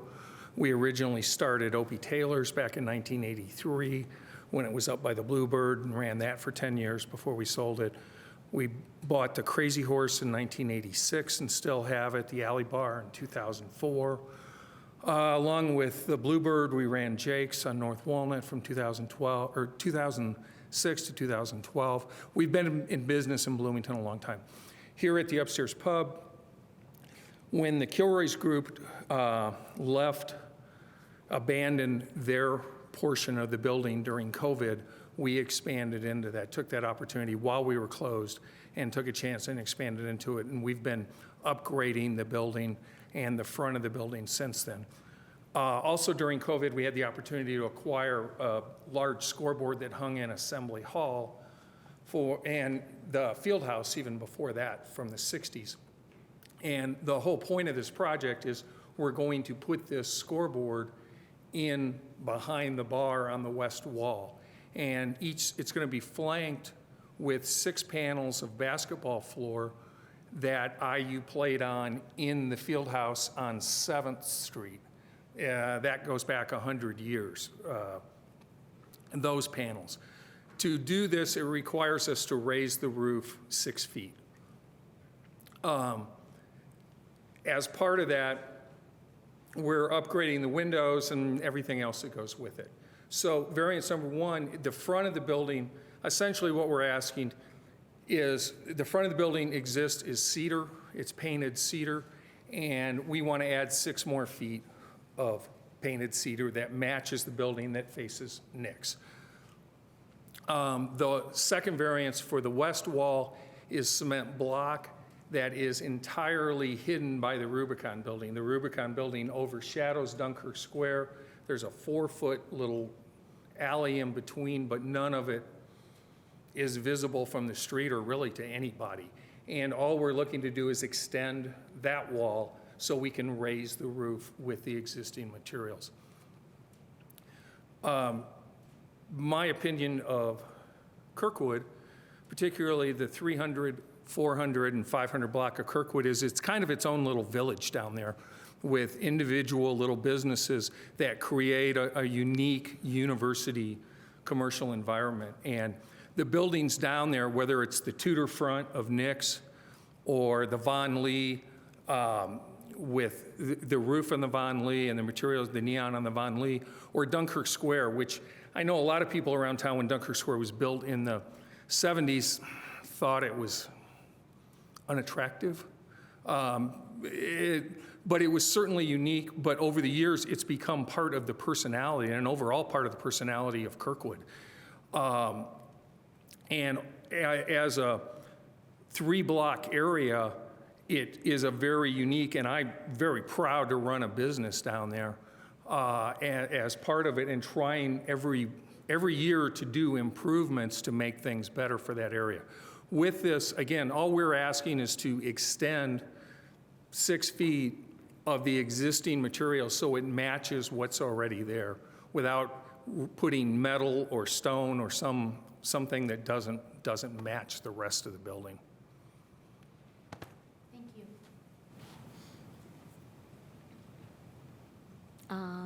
Okay, do they have any time left? 6 minutes. Is there anybody, this is the final opportunity for the petitioner to speak? Are you guys done? Okay, so then we are back to the board for additional discussion and questions. And did you have a question? Did you have a comment, Katie?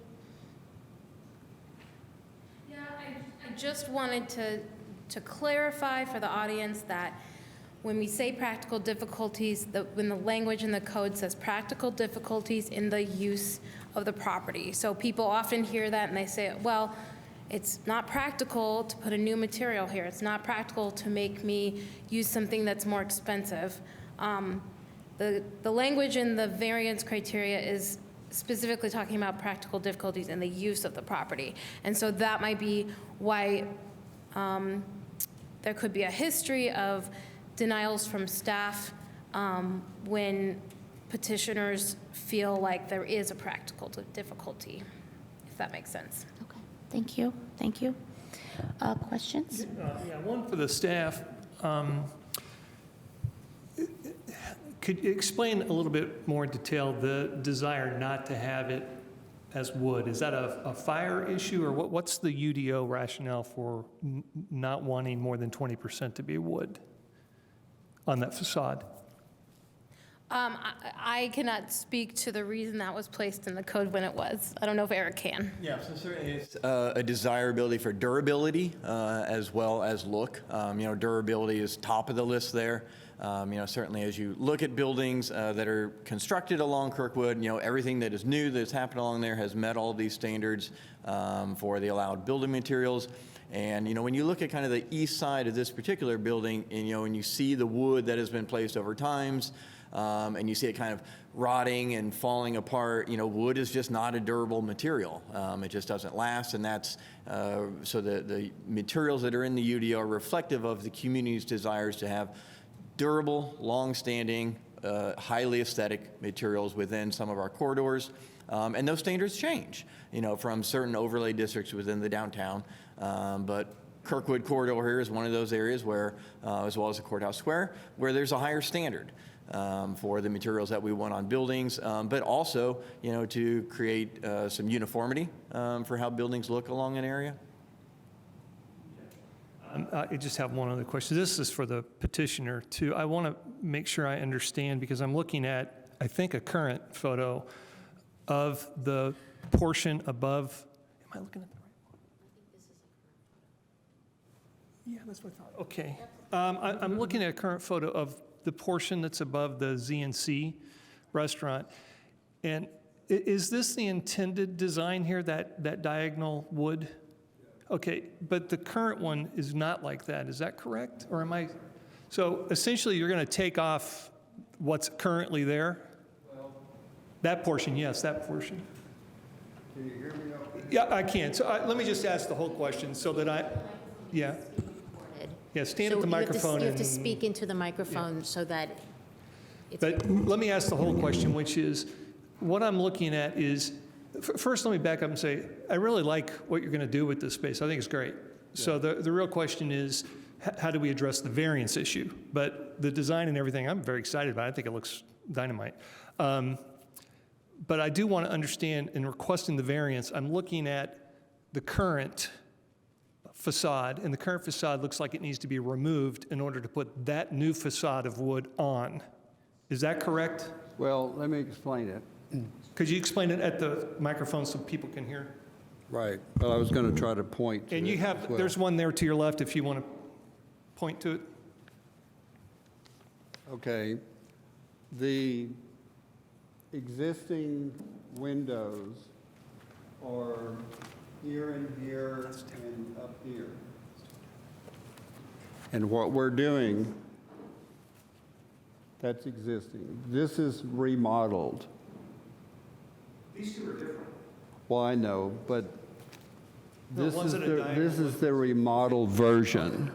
Okay, so this is replacing the existing windows with fixed glass, and there's two windows here. Well, what we're doing is taking out all this area and putting in glass and aluminum overhead doors that will open up 7 feet high, and then have two Juliet balconies that are 8 feet wide each that overlook Kirkwood. So they'll be able to open these doors and it'd be all open to Kirkwood. And people can stand out on the Juliet balcony with their drinks and so forth. So I thought that when we took this existing horizontal siding that was in here off, that we would replace it with a sloped to match the roof. I looked at it different ways, and that was my best guess of how to make it, the design more pleasing. Okay, so thank you for that. I was trying to just get clear in my head that it looks like you will be essentially kind of redoing the facade, the wood on the Correct. facade. You had mentioned in your presentation that there are materials like that are metal that mimic wood. Right. So you could also be in compliance by using a material that actually mimics the look that you're trying to achieve, correct? We could, but it would be introducing another material that doesn't even exist at Dunkirk Square. And I personally, as an architect, think that would be kind of insulting to the overall design. Okay. Yeah, I have no real questions about the cement on the side because the presentation seemed to indicate it's going to be facing a wall. So that doesn't seem to bother me. I just want to Right. make sure I understood the front. Thank you for that. Right, over here is there's, well, you can't even see it.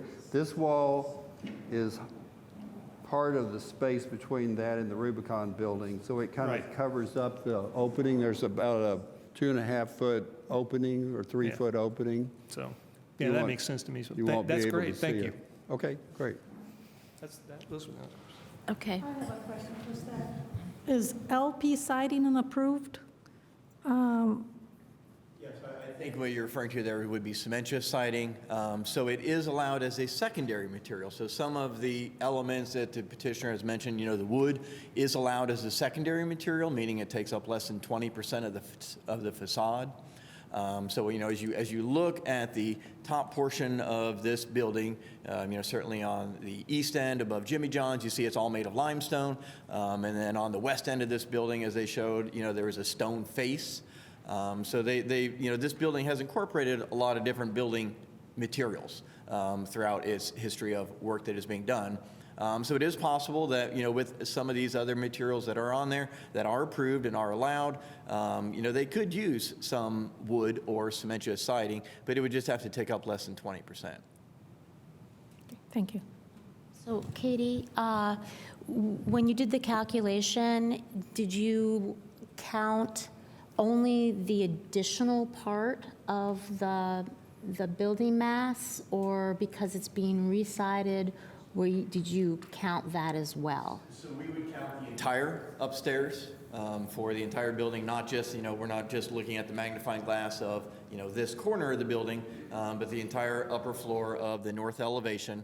What are the building materials that are present along that elevation? And then, so that's what that 20% is based on, or would be based on. Okay, so it's not based on what percentage more they're adding?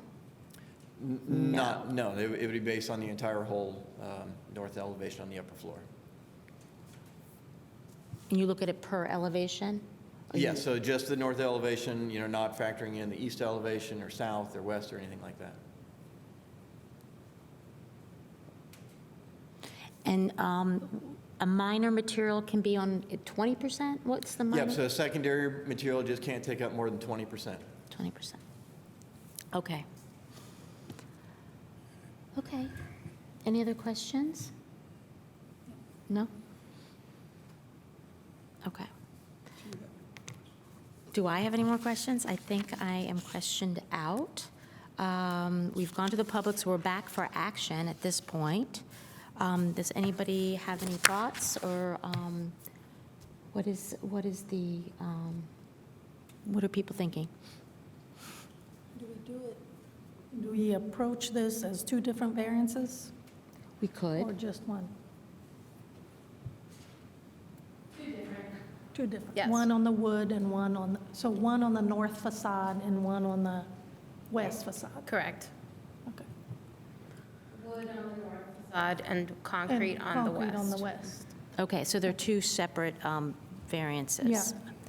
And the reason why I asked that is because I think on the west facade, I don't see any issues of granting a variance when it's, it's not even seen from the public. It's something out, it's in between two buildings, and it will be the same material. It will look cohesive.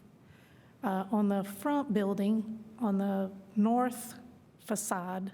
I think there can be some creative ways to use allowed materials, allowed siding in there in combination with wood or whatever it is that they can do. I mean, of course, I don't have the design, but Well, to move this along, I'll make a motion then on the first part, which is I move approval of variance V-03-24, providing for the use of the petitioner's proposed material for the west concrete wall. For the BZA, obviously, you'll need to make findings for that particular. That would be just because it faces an existing wall and Okay. will not. So condition number 1 would stay the same. And then, I'm sorry, finding number 1 would stay the same. Finding number 2, the use and value of the area adjacent to the property, including the development 1 and 2, will not be affected in a substantially adverse manner.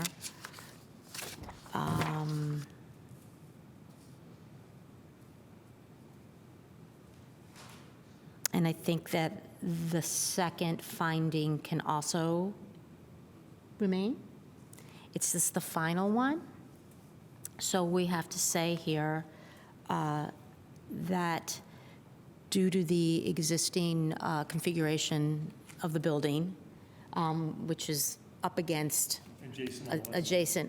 practically adjacent to another building on the west side, we find practical difficulties in adding a new material in this location.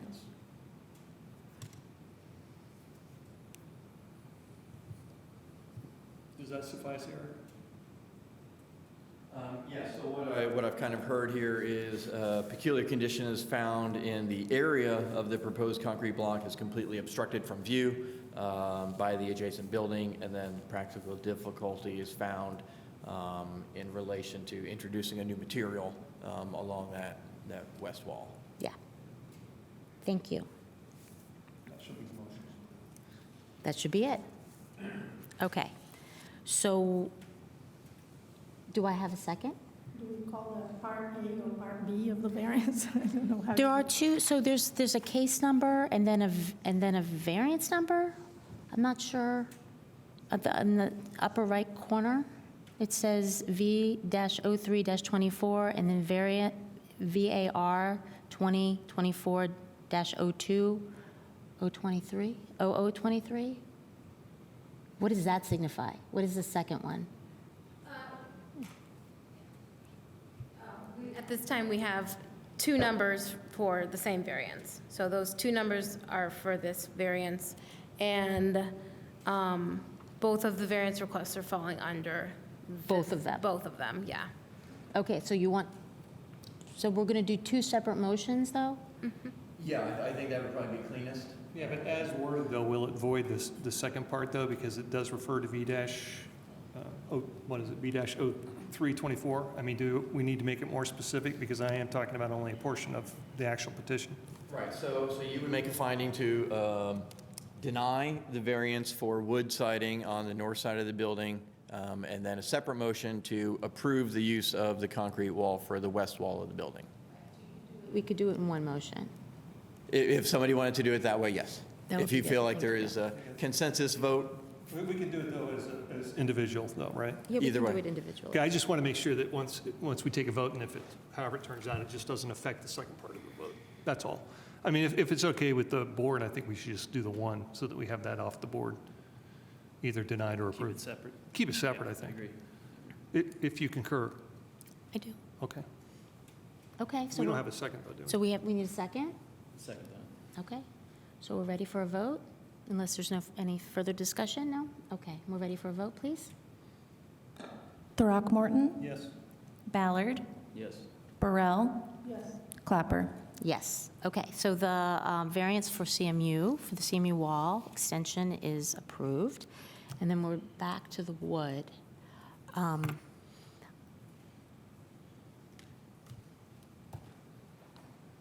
Can I ask a quick question? Yeah. For the petitioner, what is the second Oh, that's the, rendering the material?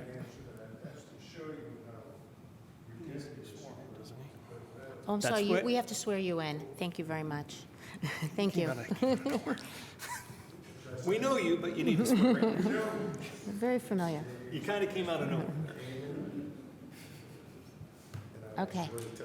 Yes. Do you swear or affirm to tell the truth, the whole truth, and nothing but the truth? Only this time. Okay. There we go. Yes. Please proceed. Okay. Can you hold that up next to him so you can Eric, next to the microphone? Eric put this up to show you that it really, it's the same walls. We're just raising them 6 feet, and putting metal there, which is allowed, is going to look nuts. Just going to look nuts. And putting stone up there, does that make any sense? It's obvious. And one other thing I'd like to say, cedar, this is not pine wood that deteriorates the way that Eric was describing, that it's a material that doesn't last. It's cedar. It's already lasted 50 years. I won't be here in 50 more years, but I got a feeling it'll last another 50 years. So I want to take that out of the hunt. That's cedar wood, okay? So you can see that having stone, which is what staff originally suggested, stone or brick, and Katie can verify that. Stone on the second level. I do not make suggestions on materials. I can only tell you what is prohibited in this case. I thought you said Jackie Scannon said that she would prefer to. Okay. It's here nor there, but to have wood on the lower level and stone up above, I've never seen it. I don't know. Maybe there's some place on the planet that has that, but it just wouldn't make sense. And to introduce metal, that obviously doesn't make sense. So we're going to propose to take off cedar. The walls are still going to be the same walls, just 6 foot taller in the front there. So, okay, that's all I've got to say. Okay. So we're back to action, for action. I feel like the character of this building is tied pretty strongly to the cedar. It's, a rough sawn cedar. And it's kind of, oh, I'm sorry. I have to say personally, I think that the sort of there's a organic kind of quality to this building, and and sort of the cedar is part of that. It's part of the character of this building, and so I think that is an appropriate use here. I could see us crafting some.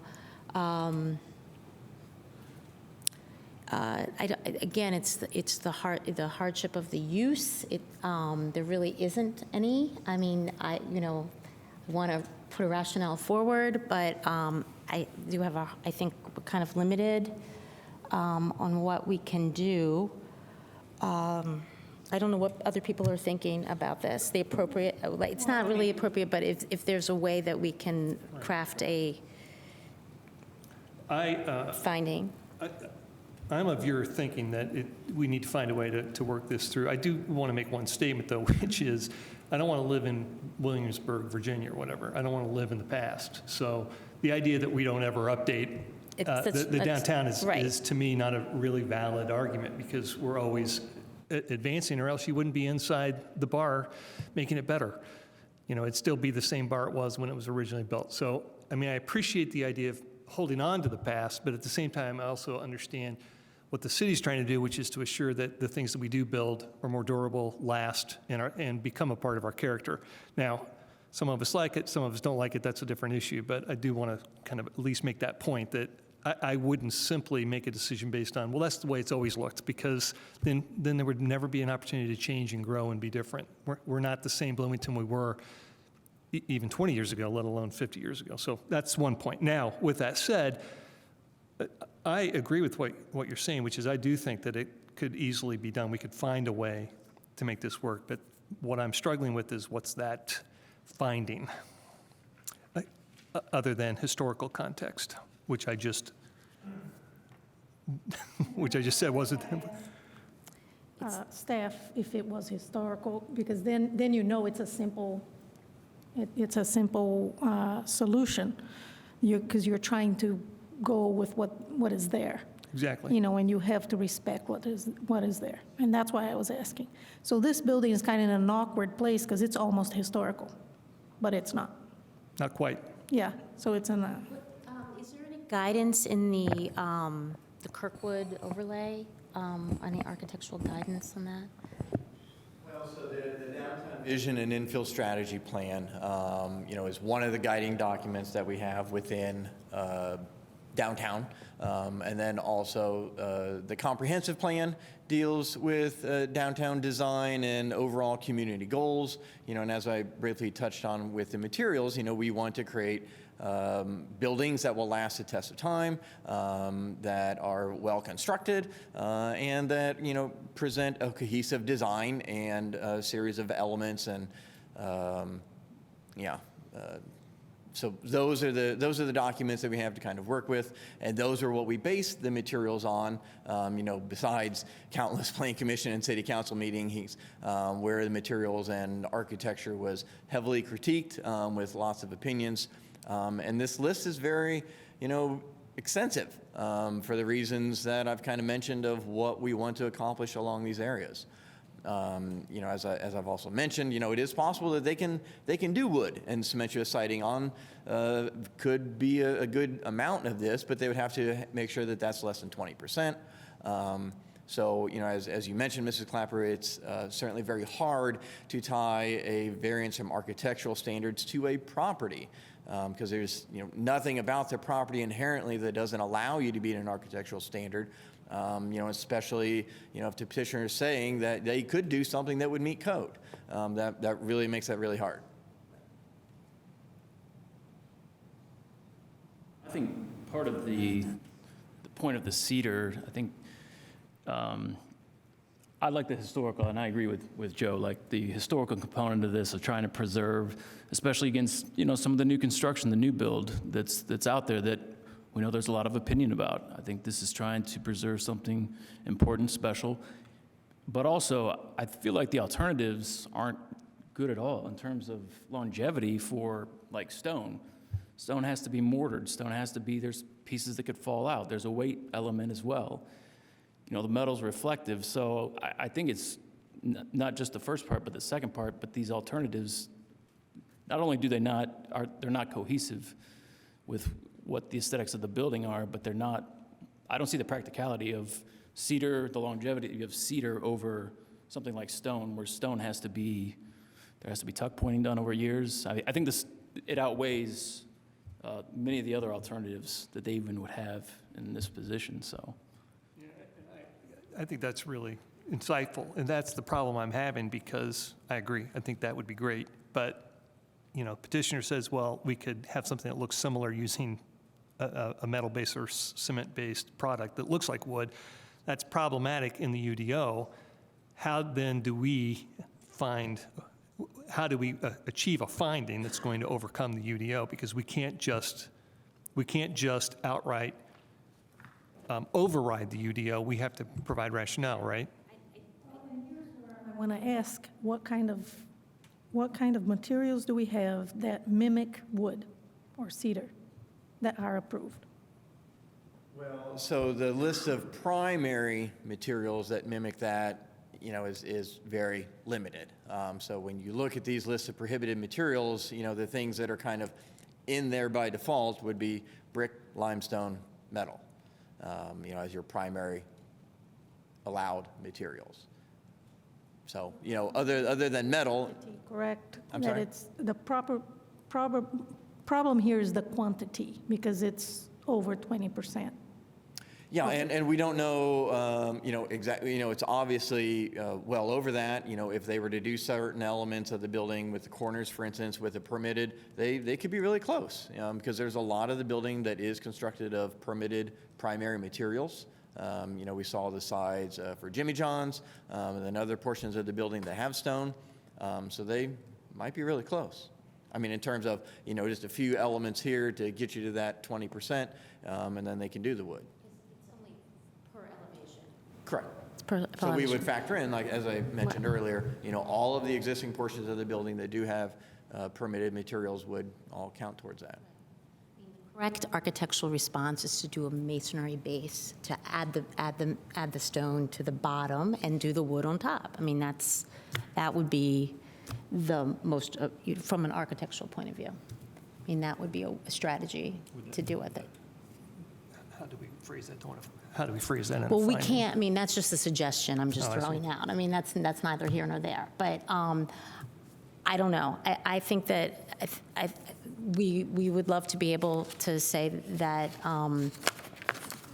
there would be a way for us to grant this, but I just don't see how we can craft a finding for the third one. So just to clarify what our business is here, like, we can't defy the UDO without providing a rationale. Yes. And I just want to make sure, I'll say this and so what Barry is saying is that even though all four of us may agree that cedar siding may be terrific and we would all support it, we're not allowed to violate city code without being able to say why.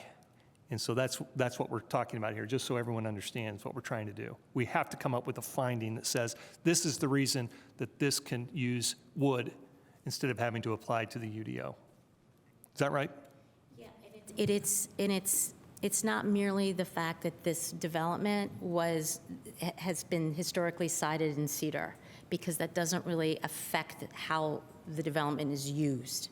And so that's kind of where the difficulty, the practical difficulty has to be related to the use. And unfortunately, siding doesn't really impact the use in the way that we could craft a finding for. So I don't see a way for us to grant this. And I would state too that, let's say that there is a decision made not to grant the variance. I agree with the president that it would be much better to find a way to do what you said, which is, can we find a way to maintain that historical look by adding some elements? I mean, I agree with that. I mean, personally, I would like to vote to let it go through, because it makes a lot of sense, and I have no problem with that, but I'm not able to do that based on the bylaws of what we're allowed to do here.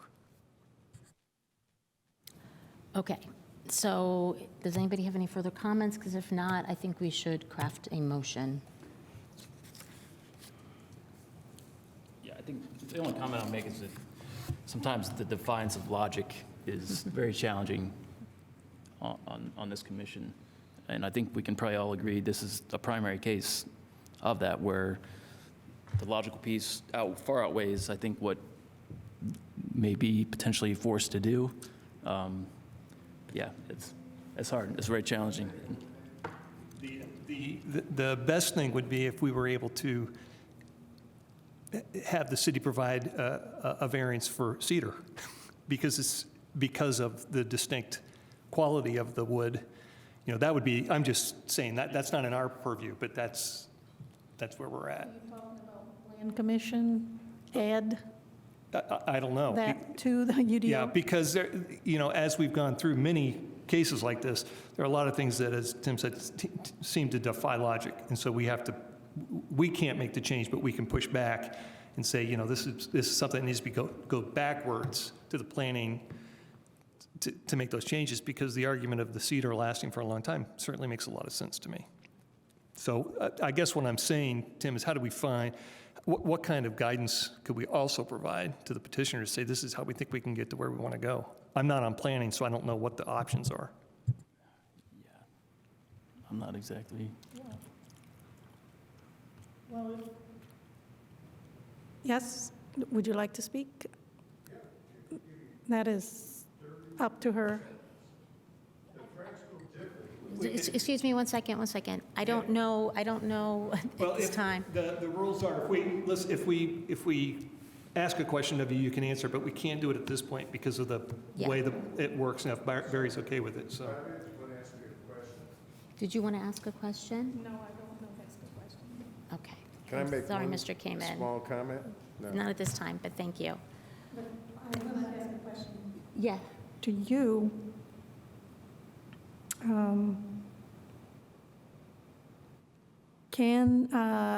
Well, I guess to staff, if they change the facade to accommodate cedar in a smaller percentage with some other material in that facade, would that be acceptable?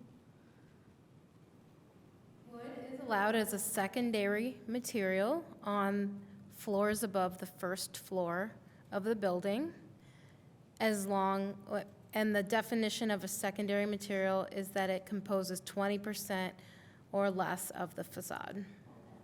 Yeah. So I will ask a question of the petitioner, and I'd like to have you address the question, which is, do you see a way for you to implement more than just the cedar into this design to get closer to the UDO or to meet the UDO? Do you see that as an option for you? Can it be done and still maintain the character of the building? You're the architect. What about asking them to be just the last 6 feet? Do they metal thing? That'd be a compromise. I suppose we could check on it a little bit more closely. Quite honestly, I've been kind of confused about that 20% and exactly what it entailed and what it didn't, because there's so many elevation changes. I mean, consider that the elevation or the wall behind it where the deck is. And back in here, it's stucco.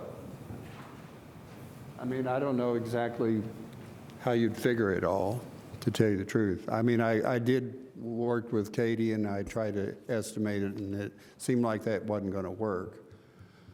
But it really boils down to, we will put metal siding on it, and that complies with the UDO. But we're asking you to make an exception and allow wood instead of metal, because metal is just introducing another material. And Katie, maybe you can help me here.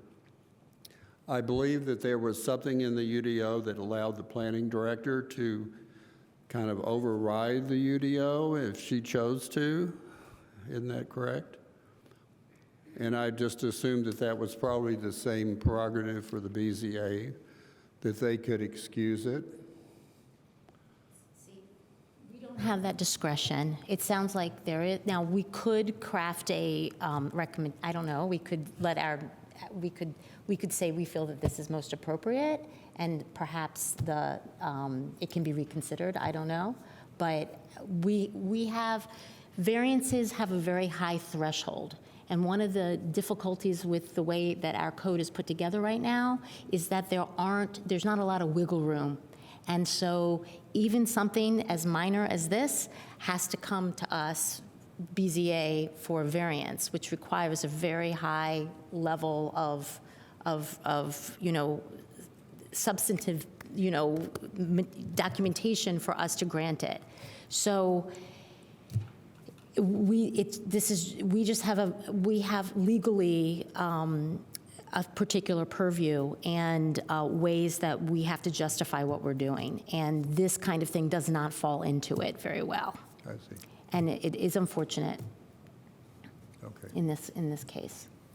And to answer Michael's question, yes, the only relief really from this in the code was because the removal of materials and the replacement of new materials requires that any new materials placed on the building are compliant with current code. So the only relief from that really is that statement, which my computer died, the statement that says that if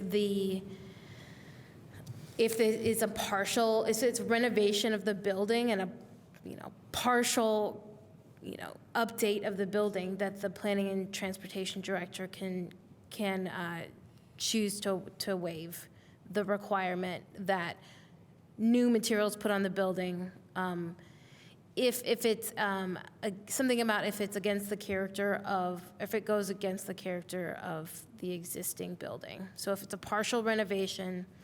Okay, so I think then, so that's not really for us to decide, but I think we could sort of make it known. Make some changes, and our director wants to reanalyze that for compliance with the UDO provisions that do give some flexibility. That is certainly something that we can look at a staff level with any revised changes. Okay, and can we as BZA weigh in on that, or can we, I mean, our discussion here today? Your purview as an advisory body, you simply review variance requests and approve or deny those. The Planning Commission makes oftentimes a resolution or something to staff, but that's not usually in the BZA Well, purview. I think our discussion can stand for Could we where we, just make a motion with prejudice?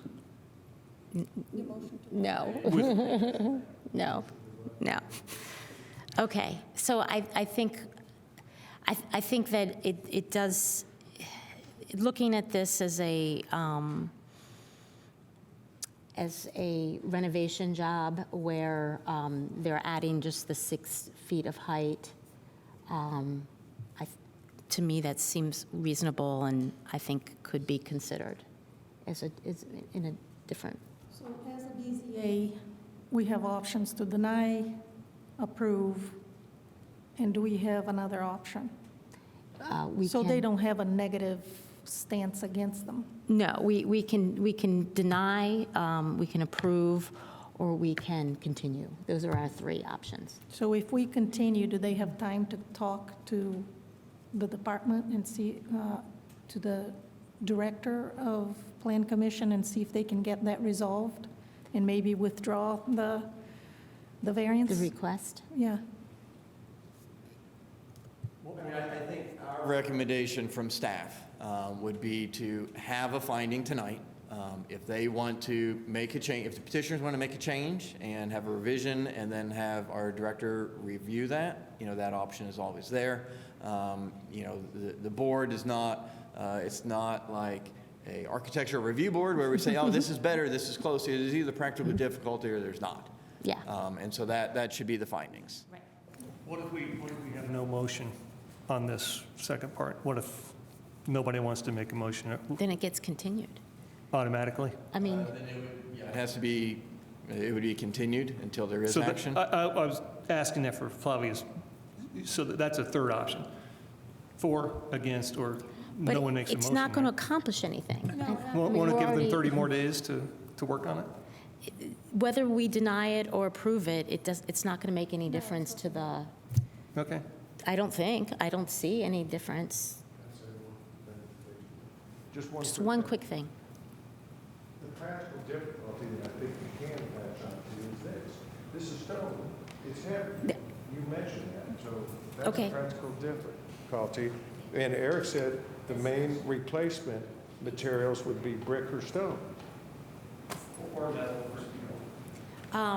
So I think we should vote, and I think we're limited in our purview, and Okay.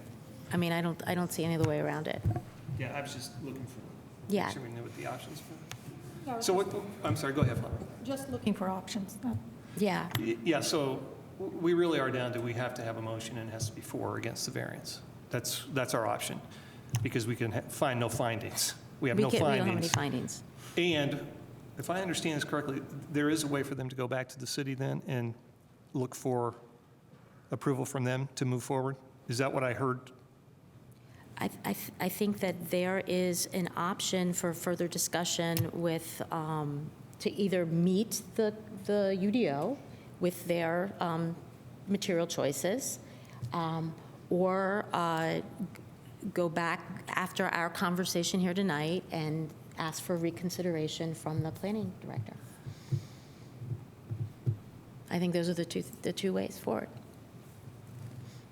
I would say a third option, although it would not give them what they want now necessarily, would be to, petition the city council and the plan commission for a change to the UDO. How long would something like that take, do you think, practically? Well, I mean, we're in the process right now doing our annual amendments to the UDO. So if there is some member on the city council at this point who wants to take up a amendment to revise this, and that's something that can be handled at the council level. The UDO So, I is, mean, to answer your question, 2 months, 3 months maybe? However long it takes for this to, it just was approved at the Planning Commission, I think a week and a half ago. So once we certify that to the council, they have 90 days.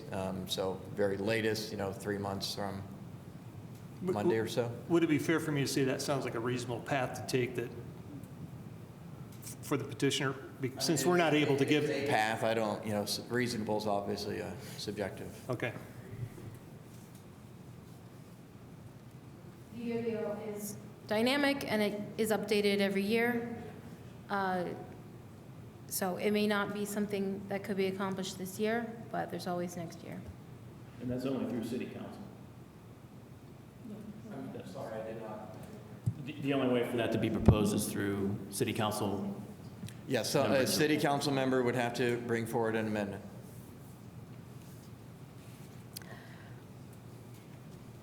Okay, are we ready for action? As ready as we'll ever be? Okay, okay. I'll entertain a motion.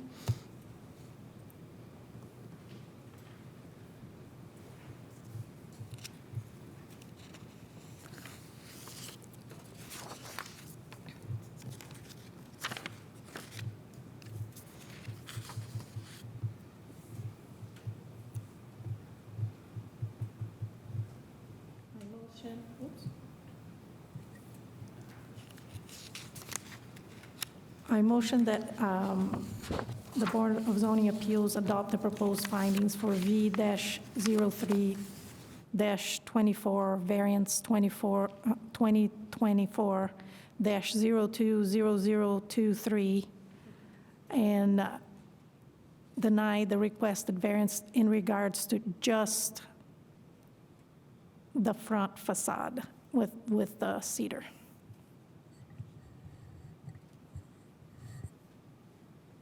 Do you have a second? According to the findings in the staff report. According to the findings of the staff report.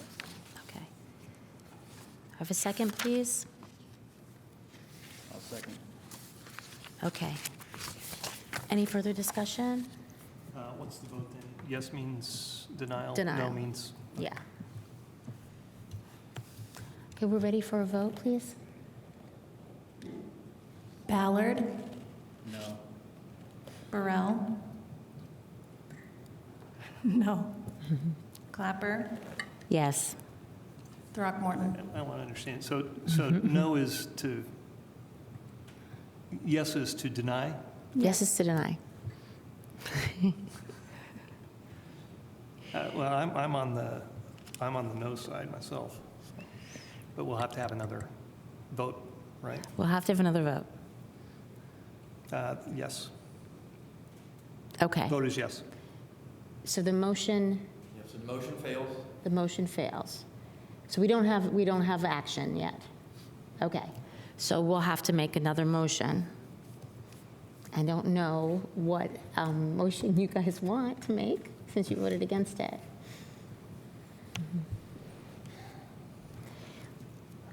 You got to get yourselves elected to city council.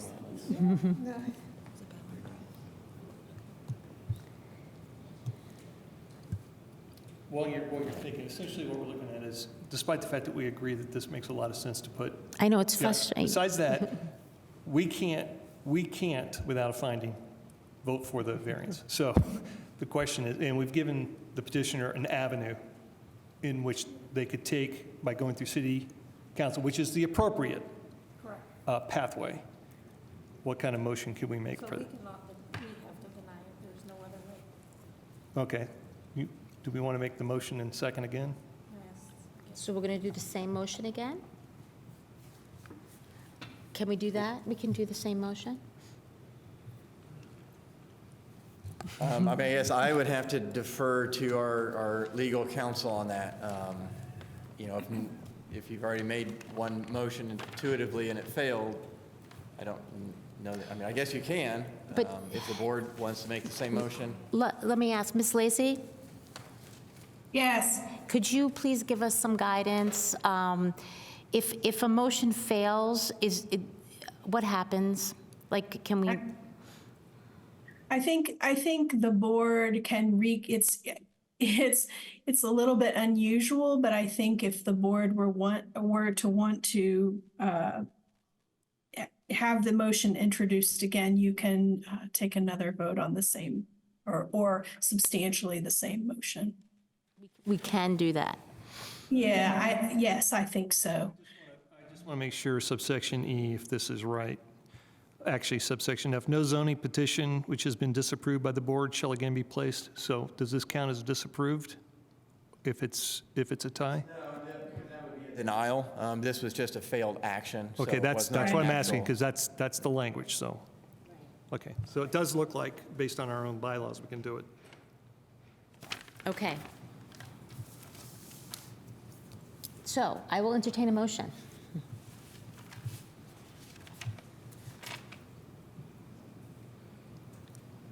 I will make the same motion.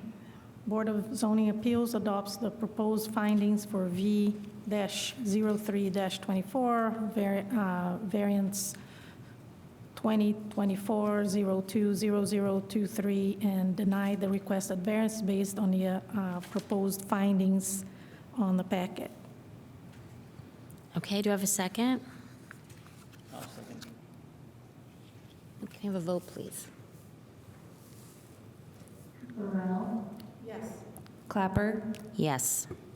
Throckmorton, Yes. Ballard.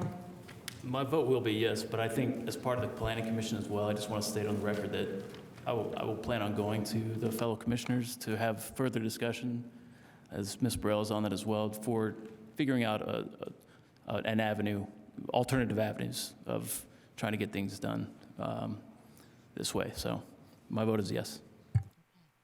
So the variance is denied, the other one is approved, and that concludes this case. Thanks. Yeah, we're going to take a 10-minute break. All right, hopefully this is working now online? Yes? Okay, great. All right, we're gonna try this again, third time's a charm. So this is for a property at the southwest corner of 3rd and Grant. This was in the downtown, I believe the downtown core, or I'm sorry, not downtown core, downtown edges. And so this property was developed in 2017 with a mixed-use building. It contained a ground floor non-residential space and 2 apartments on the west side. At the time that this was approved in 2017, there was a requirement in the UDO for 50% of the ground floor to be commercial space. So that is different, you know, there are different levels of requirements in the UDO for commercial versus non-residential space. So at the time, this was required to have 50% commercial space, and the Plan Commission was able to do waivers at that time. And so they allowed for 2 ground floor dwelling units on the west side of the building and allowed for a reduction from that 50% to allow for this commercial space. I think it's about 700 square feet, about 757 square feet at the corner. There's also a parking garage within there, and then the upper floors are all residential. So the Plan Commission approved waivers to allow that. Since then, the code has changed in a couple different ways.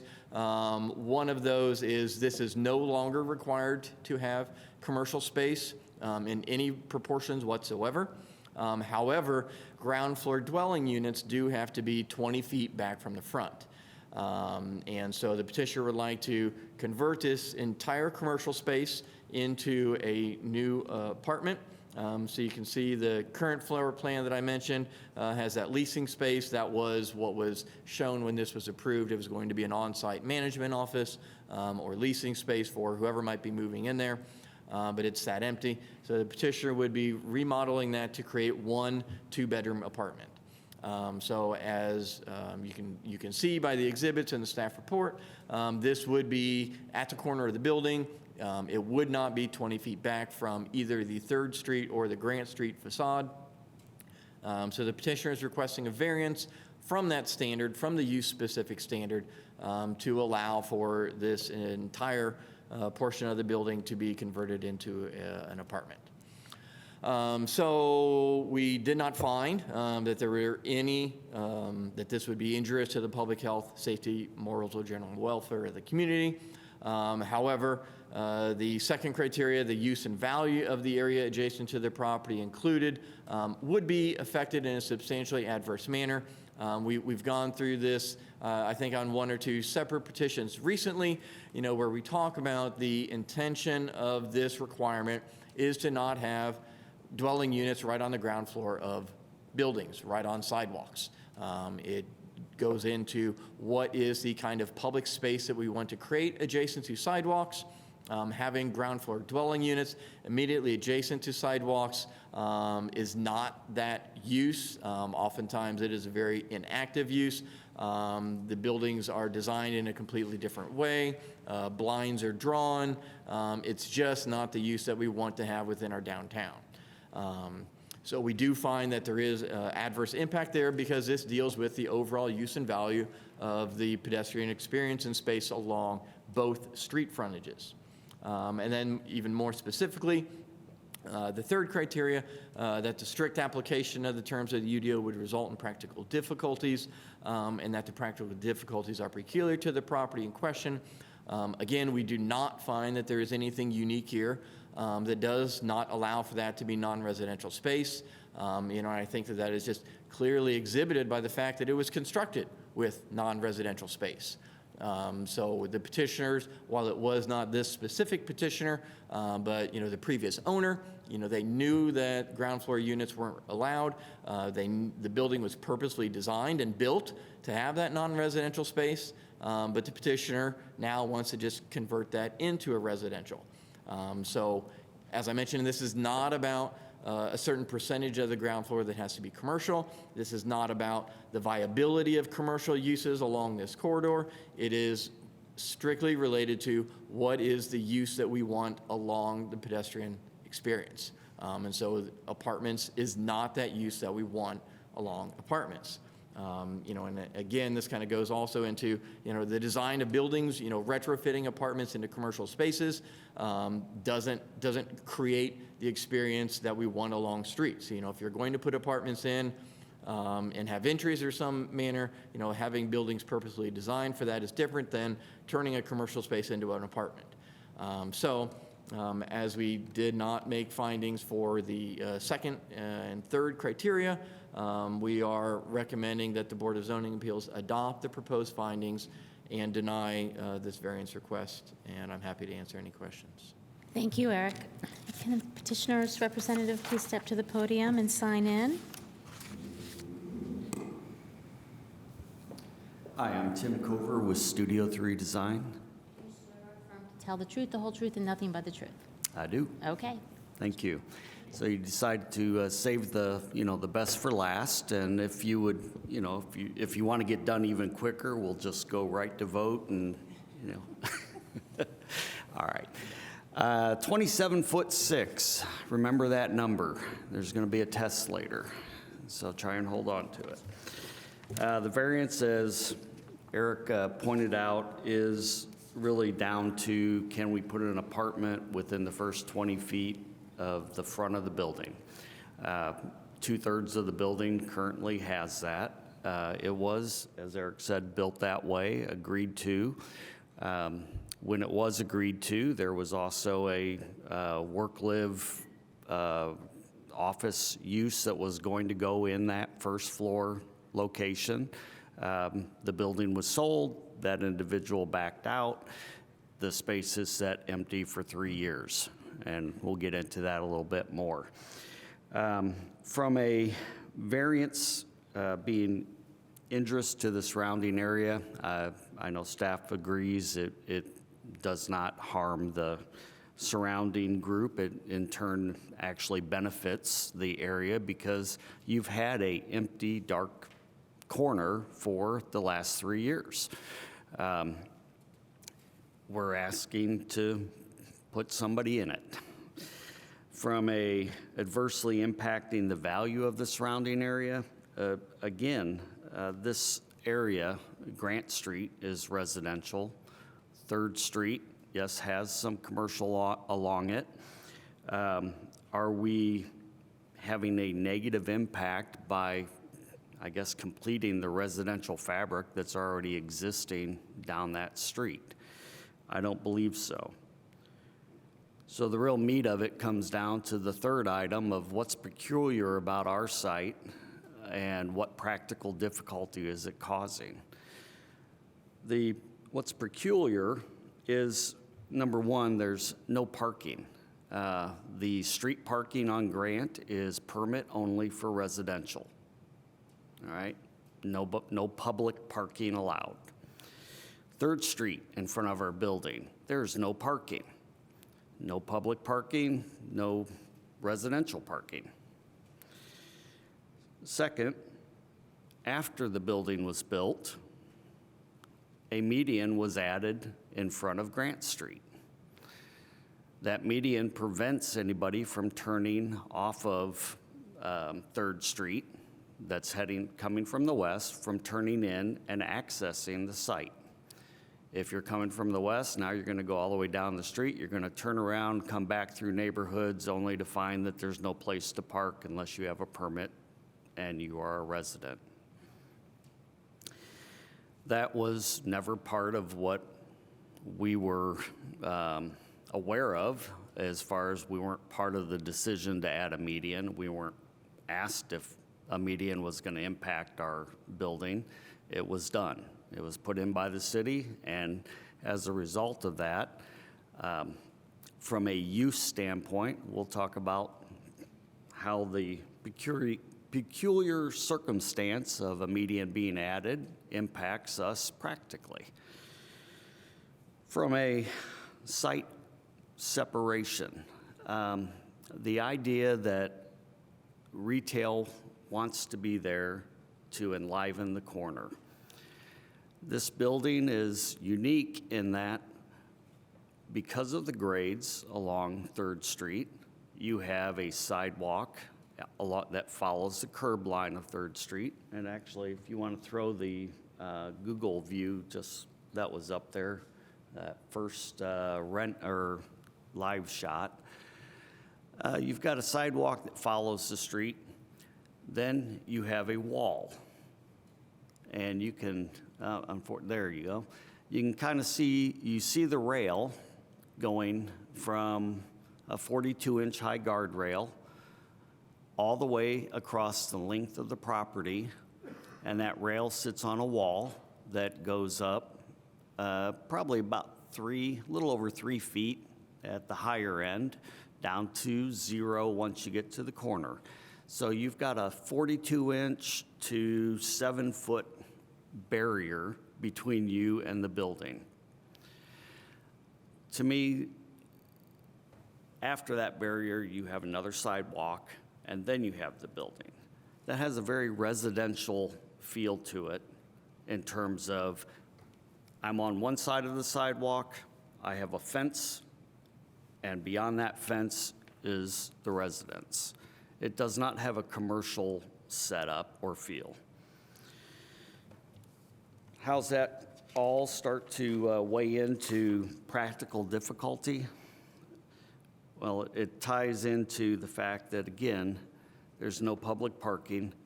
Over the last 3 years, there have been over 30 inquiries on the space. Each one has walked for the same reasons. There's no place to park. Access is difficult. It's a small space. The space is about 1,000 square feet. And if you remember that first question, 27'6", well, that's the length of the area, the street frontage that we're talking about. And to give you reference, you see a chair pulled out in the line here. So from that chair to me is the area we're asking for a variance on. That area is behind a fence. It steps back 5 feet from the fence and then another 5 feet to the entrance. So you're another 10 feet back on a space that is supposedly set up, wants to be, to enliven the sidewalk area. It's also an area where, quite frankly, you don't have a lot of people walking other than the residents that are living there. So basically, if not residential, then what? Staff will say you can throw a amenity space in there. Call it amenity space for the building. In the past, when we've argued for that, to fulfill a need for commercial space, we were told, no, it doesn't apply. There is a lot of amenity or a lot of commercial space available all around the area. Are we going to fill all of it with gyms and free space, basically, and/or leave all of it as empty, blank storefront? We, as staff stated, knew what we were getting when we got approved, and there was this commercial space in the corner. We've worked very hard for 3 years to fill that space with office use, retail use, banks, small restaurant, not, kind of more of a walk-in and grab. And each attempt has failed. All we're asking now is to convert what has sat empty into what the rest of the building contains as residential that matches what's down Grant Street, which doesn't harm what's along 3rd Street. So with that, I'm going to turn it over to Mike Carmen and let him share a few thoughts.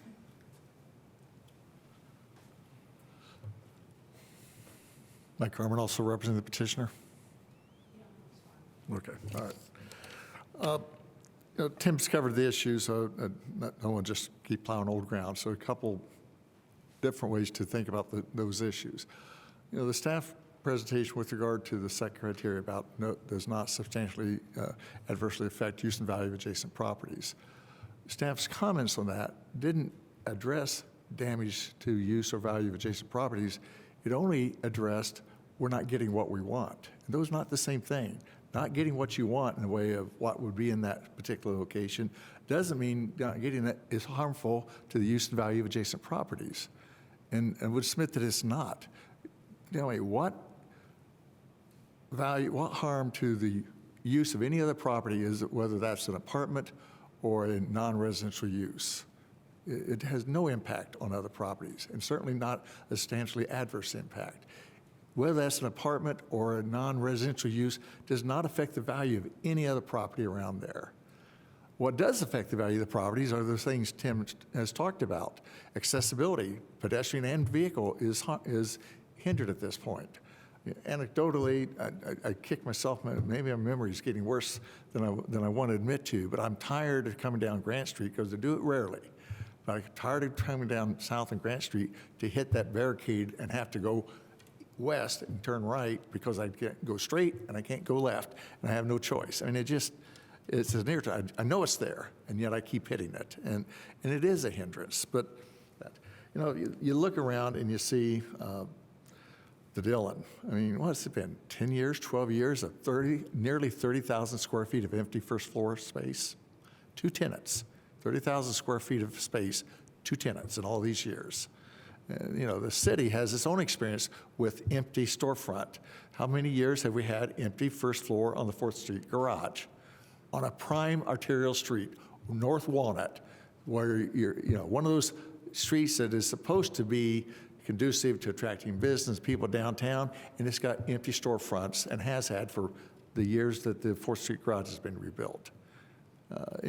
And there have been other samples, and you have dealt with this issue many times. So, from an argument standpoint, you're hearing old news. So, the staff did not provide findings with regard to those two second and third criteria.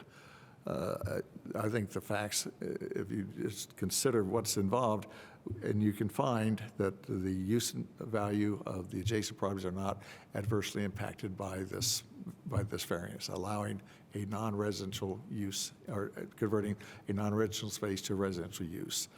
I would submit as part of that, and Tim alluded to it, what if blind strawn, and as Eric alluded to, and those kind of things are detrimental to that, what is the detriment presented by an empty storefront? So the adverse use to the adverse impact to use and value of adjacent properties should not be an issue, and ask that you would find that it does not materially impact adversely the use and value of adjacent properties. Moving quickly then to the last criteria about the peculiar difficulties. Eric slipped in a word, that's not disparaging comment, he just used it as everybody does. Everybody that talks about that third criteria uses the word unique. It does not say unique. Unique by definition implies one of a kind, spatial, unusual from everything else. It's unique, and that's not the criteria. It's practical difficulties, which is a wholly different standard than being unique. And Tim alluded to the practical difficulties, and I would suggest 2.5 years of empty storefront demonstrates the practical difficulties of utilizing this as for a non-residential purpose, and that the conversion to residential use would be appropriate. It would get rid of the blank storefront. It's walkability to campus from there. It does have parking available if it's residential use, although that's a neighborhood zone, so we still would have to deal with the neighborhood zone in Grant Street. So we're talking about not allowing residential use against a residential neighborhood, against a residentially zoned road that's limited to residential parking. I mean, everything begs for that. So I would ask that you find that there are practical difficulties in the use of this space as required, the non-residential zoning use, and that those practical difficulties would be relieved by allowing the conversion to residential space. Thank you. Thank you. Okay, so we are to the board for questions of petitioner and staff. More of a statement, though. It appears that that area has changed quite a bit because of the two buildings across the street in particular. And I guess this would be a question to the petitioner, but you were saying that Grant Street's mostly residential, but just across the street, that's all business between 3rd and 4th, isn't it? It's all business frontage? And this is just a continuation of it? I'm sorry. The stretch we're looking at in the I'm photo. sorry, I missed that. Say again. The image we're looking at as far as the residential stretch and residential parking is straight down the street through here. Yeah, the other way. Yeah. Across the street, though, across Yep. the street, it's all business. Across the street, there are business. Yeah, I don't think there's any residential between 3rd and 4th, is there, on Grant? It's a corridor of business, isn't it? And the reason I'm asking is I think what looks like this is just a continuation of the commercial space up to that point, because from from 4th Street to 3rd Street, it's all business, especially with the new like Brew Burger and everything in that area, all the other restaurants, and then just across the street is this commercial space. So I just want to clarify that it is kind of connected to an existing commercial corridor. It is on the corner between two. Yeah, Yep. okay, that's, Yep. okay, thank you. And I think that the question for staff, the crosswalks that were put there that are right in front of the building, that's really meant to concentrate pedestrian traffic across the street at that location. There's like Pedestrian safety measure that was installed by the city. So there are a lot of pedestrians. That's Yes. a corridor that Yeah. they're coming from the south to the north and Yeah, back so and the forth. heavy residential neighborhood to the south, there was a lot of pedestrian traffic moving through Grant Street, especially as I moved to campus, and I would imagine, that accidents, both vehicular and pedestrian related, were a factor in that. So, given the amount of traffic moving through here, that's why those improvements were installed. So we've heard a number of variants of this type, requesting a variance of this type over the years, and I know that there was going to be some consideration given to changing the code, and I think there was a study done. Yeah, so, so what you're referring to is something that related to the percentage of commercial space that was required on the ground floor. We did do a lot of study for that on space within the downtown. Ultimately, the Planning Commission did not take that up and make any changes, and there are no changes that are proposed in terms of the current round of amendments. But again, this goes back to, they're not required to have commercial use here. It just can't be apartments. So it could be, a study lounge, it could be a leasing office, it could be anything you want, it doesn't matter, it just can't be an apartment. So it can be a resident serving use. Yeah, it just can't be a dwelling unit. Okay.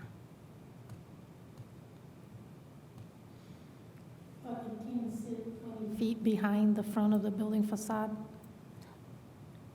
I'm sorry, say that again? Can you have a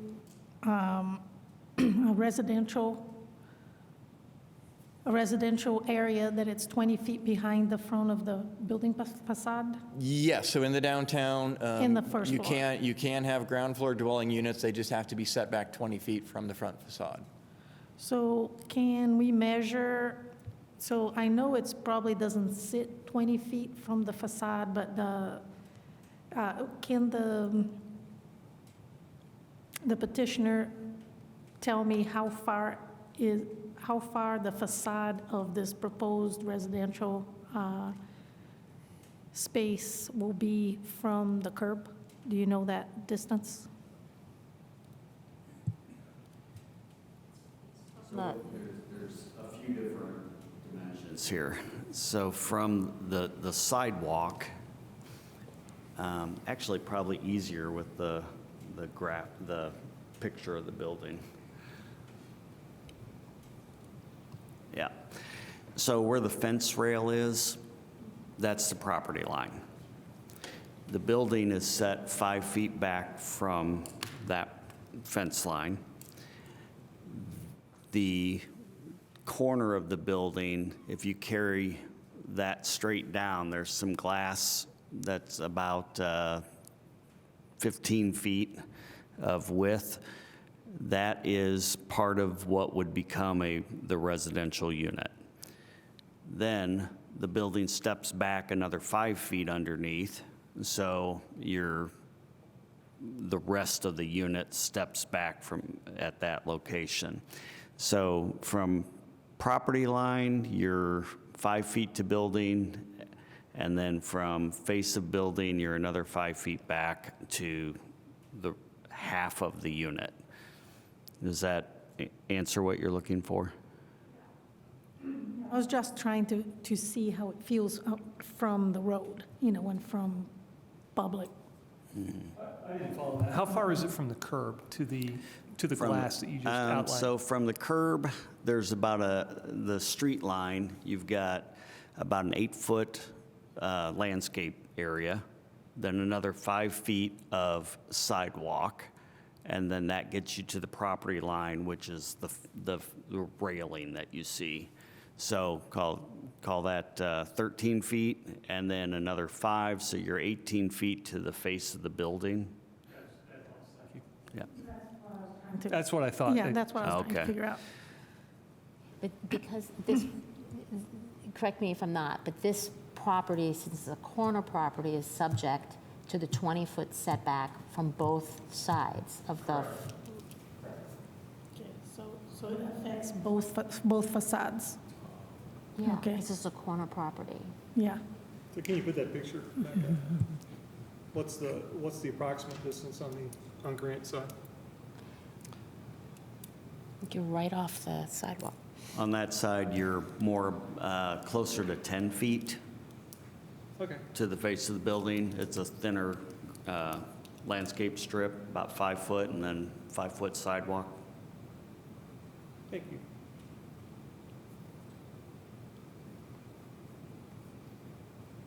Oh, I'm sorry, I did have one other question too. Go back to that parking one. Is any of that parking, the overhead, the the diagram, which is number 6, I believe. Was any of that parking originally designated for the retail, or who There has was- this parking? The parking is 100% for the residents. Do we know if any of it was originally designated for retail? I don't believe any retail parking was required. So commercial is not required, Okay. any. Certainly the petitioner or the property owner could allocate space to the commercial if they wanted. But most likely it wasn't in the original design. Yeah, it probably was not. What was the city's thinking on addressing that issue of the left-hand turn from cars coming from the east being westbound, trying to take a left? How did you envision that corner working? Did it go to the next? Well, I would imagine, as you have 4 lanes of traffic that are moving and trying to cross 2 lanes, there's a lot of conflict areas there. And I would imagine that there were a lot of accidents that were happening at this intersection, and so that's why this specific one was highlighted. How do you see the traffic flow though proceeding? Do you see it going down to you that would next have to, I stoplight? guess, go west down to Lincoln and then come back around. Circle, okay.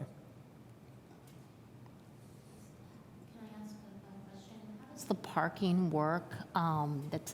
That's typically when you do a development, you can count the parking that's immediately adjacent to your building as part of that parking count often. So here, if it's designated for residents, then they don't get to use that parking. Is there some recourse that the owner of this building could have that would be public parking? So that would be a change to Title 15. If you wanted to change the on-street parking allowance to go from residential to, timed or some change like that. Nobody's petitioned, I guess, to make that change here. It could be. Since parking seems to be a big concern about the desirability of this space, and there is adjacent parking right next to the building that they can't get their hands on, it seems that it's silly that they shouldn't have access to that. And the petitioner is undergoing a very similar process for another project that they're doing on Kirkwood in Washington, where they are requesting a change to the on-street parking. So certainly that's something that they could go forward with here if they wanted to, make the space more viable. But again, I come back to this, it's not required to be commercial. I don't want to try to get wrapped up into the discussion of is this a viable space or not viable. It doesn't have to be commercial. It just can't be an apartment. They can choose any number of things that they want to do with it. Just a quick question for the petitioner. What have the owners of the property considered as an amenity space to go in there? Could there be, computer area, lounge? Again, an amenity that the trade-off is going to be, because you add this amenity, it adds value, where the value add in this is you're trying to get, obviously more residents in there. What considerations have they done? So the owner has other property right in the area that has a lot of the, it's got a workout facility, it's got other amenity space that residents are all basically able to use. If you turn around, I can't speak for him in terms of whether he would pass costs to residents. If you turn around and say, I'm going to plug a gym into the corner here. Typically, in the residential developments, you pay for a amenity like that as part of your rent. So, coming in and saying, okay, we're going to stick that use in there, now you're also turning around and saying, well, we're going to stick everybody in this 30-unit building with the cost to have it, versus basically, again, it's a residential building filling that space out. But they've done it in other developments that the owner's done. He's put amenity spaces in It there has been. It's worked. And but honestly, they're also much larger developments. Spaces. They're 100-bed plus developments versus a 30. Okay, so the offering might not be pertinent to the size? Yep. Okay. One other quick question. They stated about there would be no other changes if this variance was approved? There would be no other changes to the exterior? Or would there be, if we go back just to that main picture? No. Basically, the one edit to the exterior would be the entry door into the space, but we're not changing material or the door itself. It's just the entry point would come around the corner. You'd see it more in the floor plan. So in this elevation or image, the entrance is actually kind of in shadow back there. Yeah. We would look to move the entry door around the corner to basically create a much more usable living area within the space, as opposed to having the door down where it currently is. But leaving the glass? But that's not, basically, we're not looking for a variance to do that. That is, unless I'm not sure that would designate a variance, yeah. But more of a leaving the de- rest glass? Yes, it'd still stay glass. Are there concerns of safety? If it becomes residential, to me, looking at that as residential and your glass all around, that could be maybe a safety consideration, like? We have, well, I guess it's a matter of perception on safety in the area. There's definitely, one, it's all laminated safety glazing as far as somebody walking up and busting a window. But visually, yes, you would probably have blinds if somebody wanted to close off in the evening or things of that nature. We have 2 units right next to it that are ground floor level units that have not experienced any, break-ins or problems along that line. Thank you. Any other questions? I mean, I think, Tim, if I understand what you're asking, is the 2 units that he just mentioned being next to it, they're fairly well enclosed with traditional windows. And this is full floor-to-ceiling, side-to-side glass, which I think you're asking about the issue of being able to peer into someone's apartment on a ground floor as opposed to, is that right? Yeah, Okay. I think we had a similar variance request several months ago on the property on 7th and Morton, where they were trying to get the same thing, and part of the discussion was about all the glass space being an issue, potentially for anybody looking at that as a residence, like, would you want surrounding glass versus the ones behind those being protected more so? Yeah. This is designed as a commercial space. Right, because it was. I guess you would have the same, if I'm walking on the other side of the street looking at the building, the entire corner is floor-to-ceiling glass. A resident, if their windows are open, has the same issue as a resident on the first floor. Do we have any other questions? And we are to the public. Is there anyone here who would like to comment on this petition?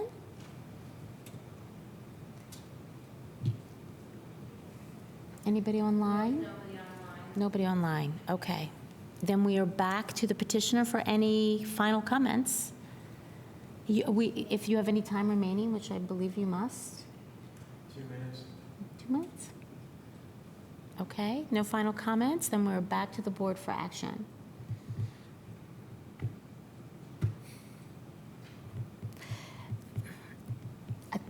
What would be the finding on this for? Pardon? Well, I mean, we would either deny it. I think this is a tough one because, initially the person the group that built the building asked for a reduction of commercial space so that they could have more units, and that was granted. And I think that the fact that this commercial space is maybe smaller that it loses some of the flexibility that some of the larger spaces would have had. So, there were some decisions made early on which created a smaller commercial space, but this is the way the building has been designed. And I think that there are specific goals of the UDO in the downtown in particular, and we're not talking about all of Bloomington, but this is really a downtown heavily pedestrian area. And I guess while I think there are a number of site issues related to the front of the building along 3rd Street, I think the way that this building is predominantly experienced by pedestrian is along Grant. And that's the longer expanse of glass that everybody's walking past that, works in with the pedestrian network.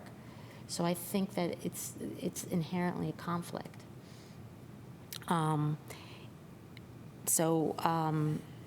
inclined to deny the variance. Yeah, and, my question is the same as the previous variance that we heard, which is I'm struggling to find what kind of finding could support, approving the variance. Approving a Yeah. variance Does of anyone this on type? does anyone on the board have that to consider? Foundation for finding? I mean, other than what they kind of wrote in the petitioner's letter or statement. They can't rent it. But Page but 83. the idea is that it doesn't need to be a retail space. It just can't be a residential space. Sure. Yeah, so that, again, the finding would only be applicable to a partial use of that space. Right. Because if they used it for tenant amenities, the issue of not being able to rent it is irrelevant. So that's why I'm saying, what kind of finding would there be in order to allow a variance? So I tend to agree with Barry on the predominant side that will be experienced from the pedestrians will be the east side, which is the largest glass exposure. So basically, we're making this into you're living in an aquarium. It's going to be glass all around. I'm on the same page as Barry in terms of I'd be inclined to deny it. I just wanted to make sure I understood what we could possibly come up with a finding I think. As an argument for. Well, yeah. I think the fact that it doesn't have to be a rental space, it doesn't have to be a retail space, I think that's critical here to our understanding, because the arguments that are being made is that they can't rent it, and that this owner has no use for it, that fits within their, it's space, it could be, there are all kinds of uses if they didn't want to allow their tenants to use it, or were having trouble renting it. There are all kinds of things that one could do with the space. But that's not for us to, determine. Yeah, I think that's my point is in looking at it from the petitioner's point of view, saying, I'd like to get a variance, I can't find how I would provide a finding in order to allow us to do it. And that's why I was asking the other members of the board, does anyone else have something to consider before a motion? Yeah, because I don't think this falls into the other categories of petitions we've seen where it's about the commercial requirement, and whereas this is not. And that's what I would say would be the consideration to turn this into some type of amenity space. It's 1,000 square feet. I'm sure there's buildings out there similar in size that come up with something to fill those spaces, which I almost guarantee the owner would offset. That's just logic there. So, I think, right, that puts a lot of kind of options on the table to choose from, to put in there, to fill it. That's, not somebody living, like Flavia said, I think that's an issue I have, like living in a glass containment. But I do think it goes to the higher level of, it's impossible to put forward a motion to approve the variance because we don't have any valid findings. So we're back to the position of we have to make a motion, but I don't see a pathway to be able to grant it. Does anyone else? So, Eric, just as clarification, so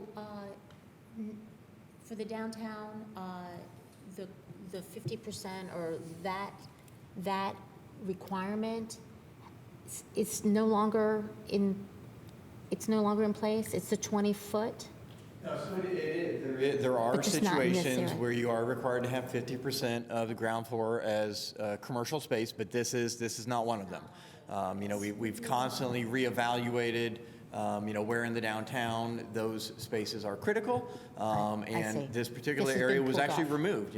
As I mentioned, when this was approved, it was a requirement. The Planning Commission gave them a reduction to allow less of an area.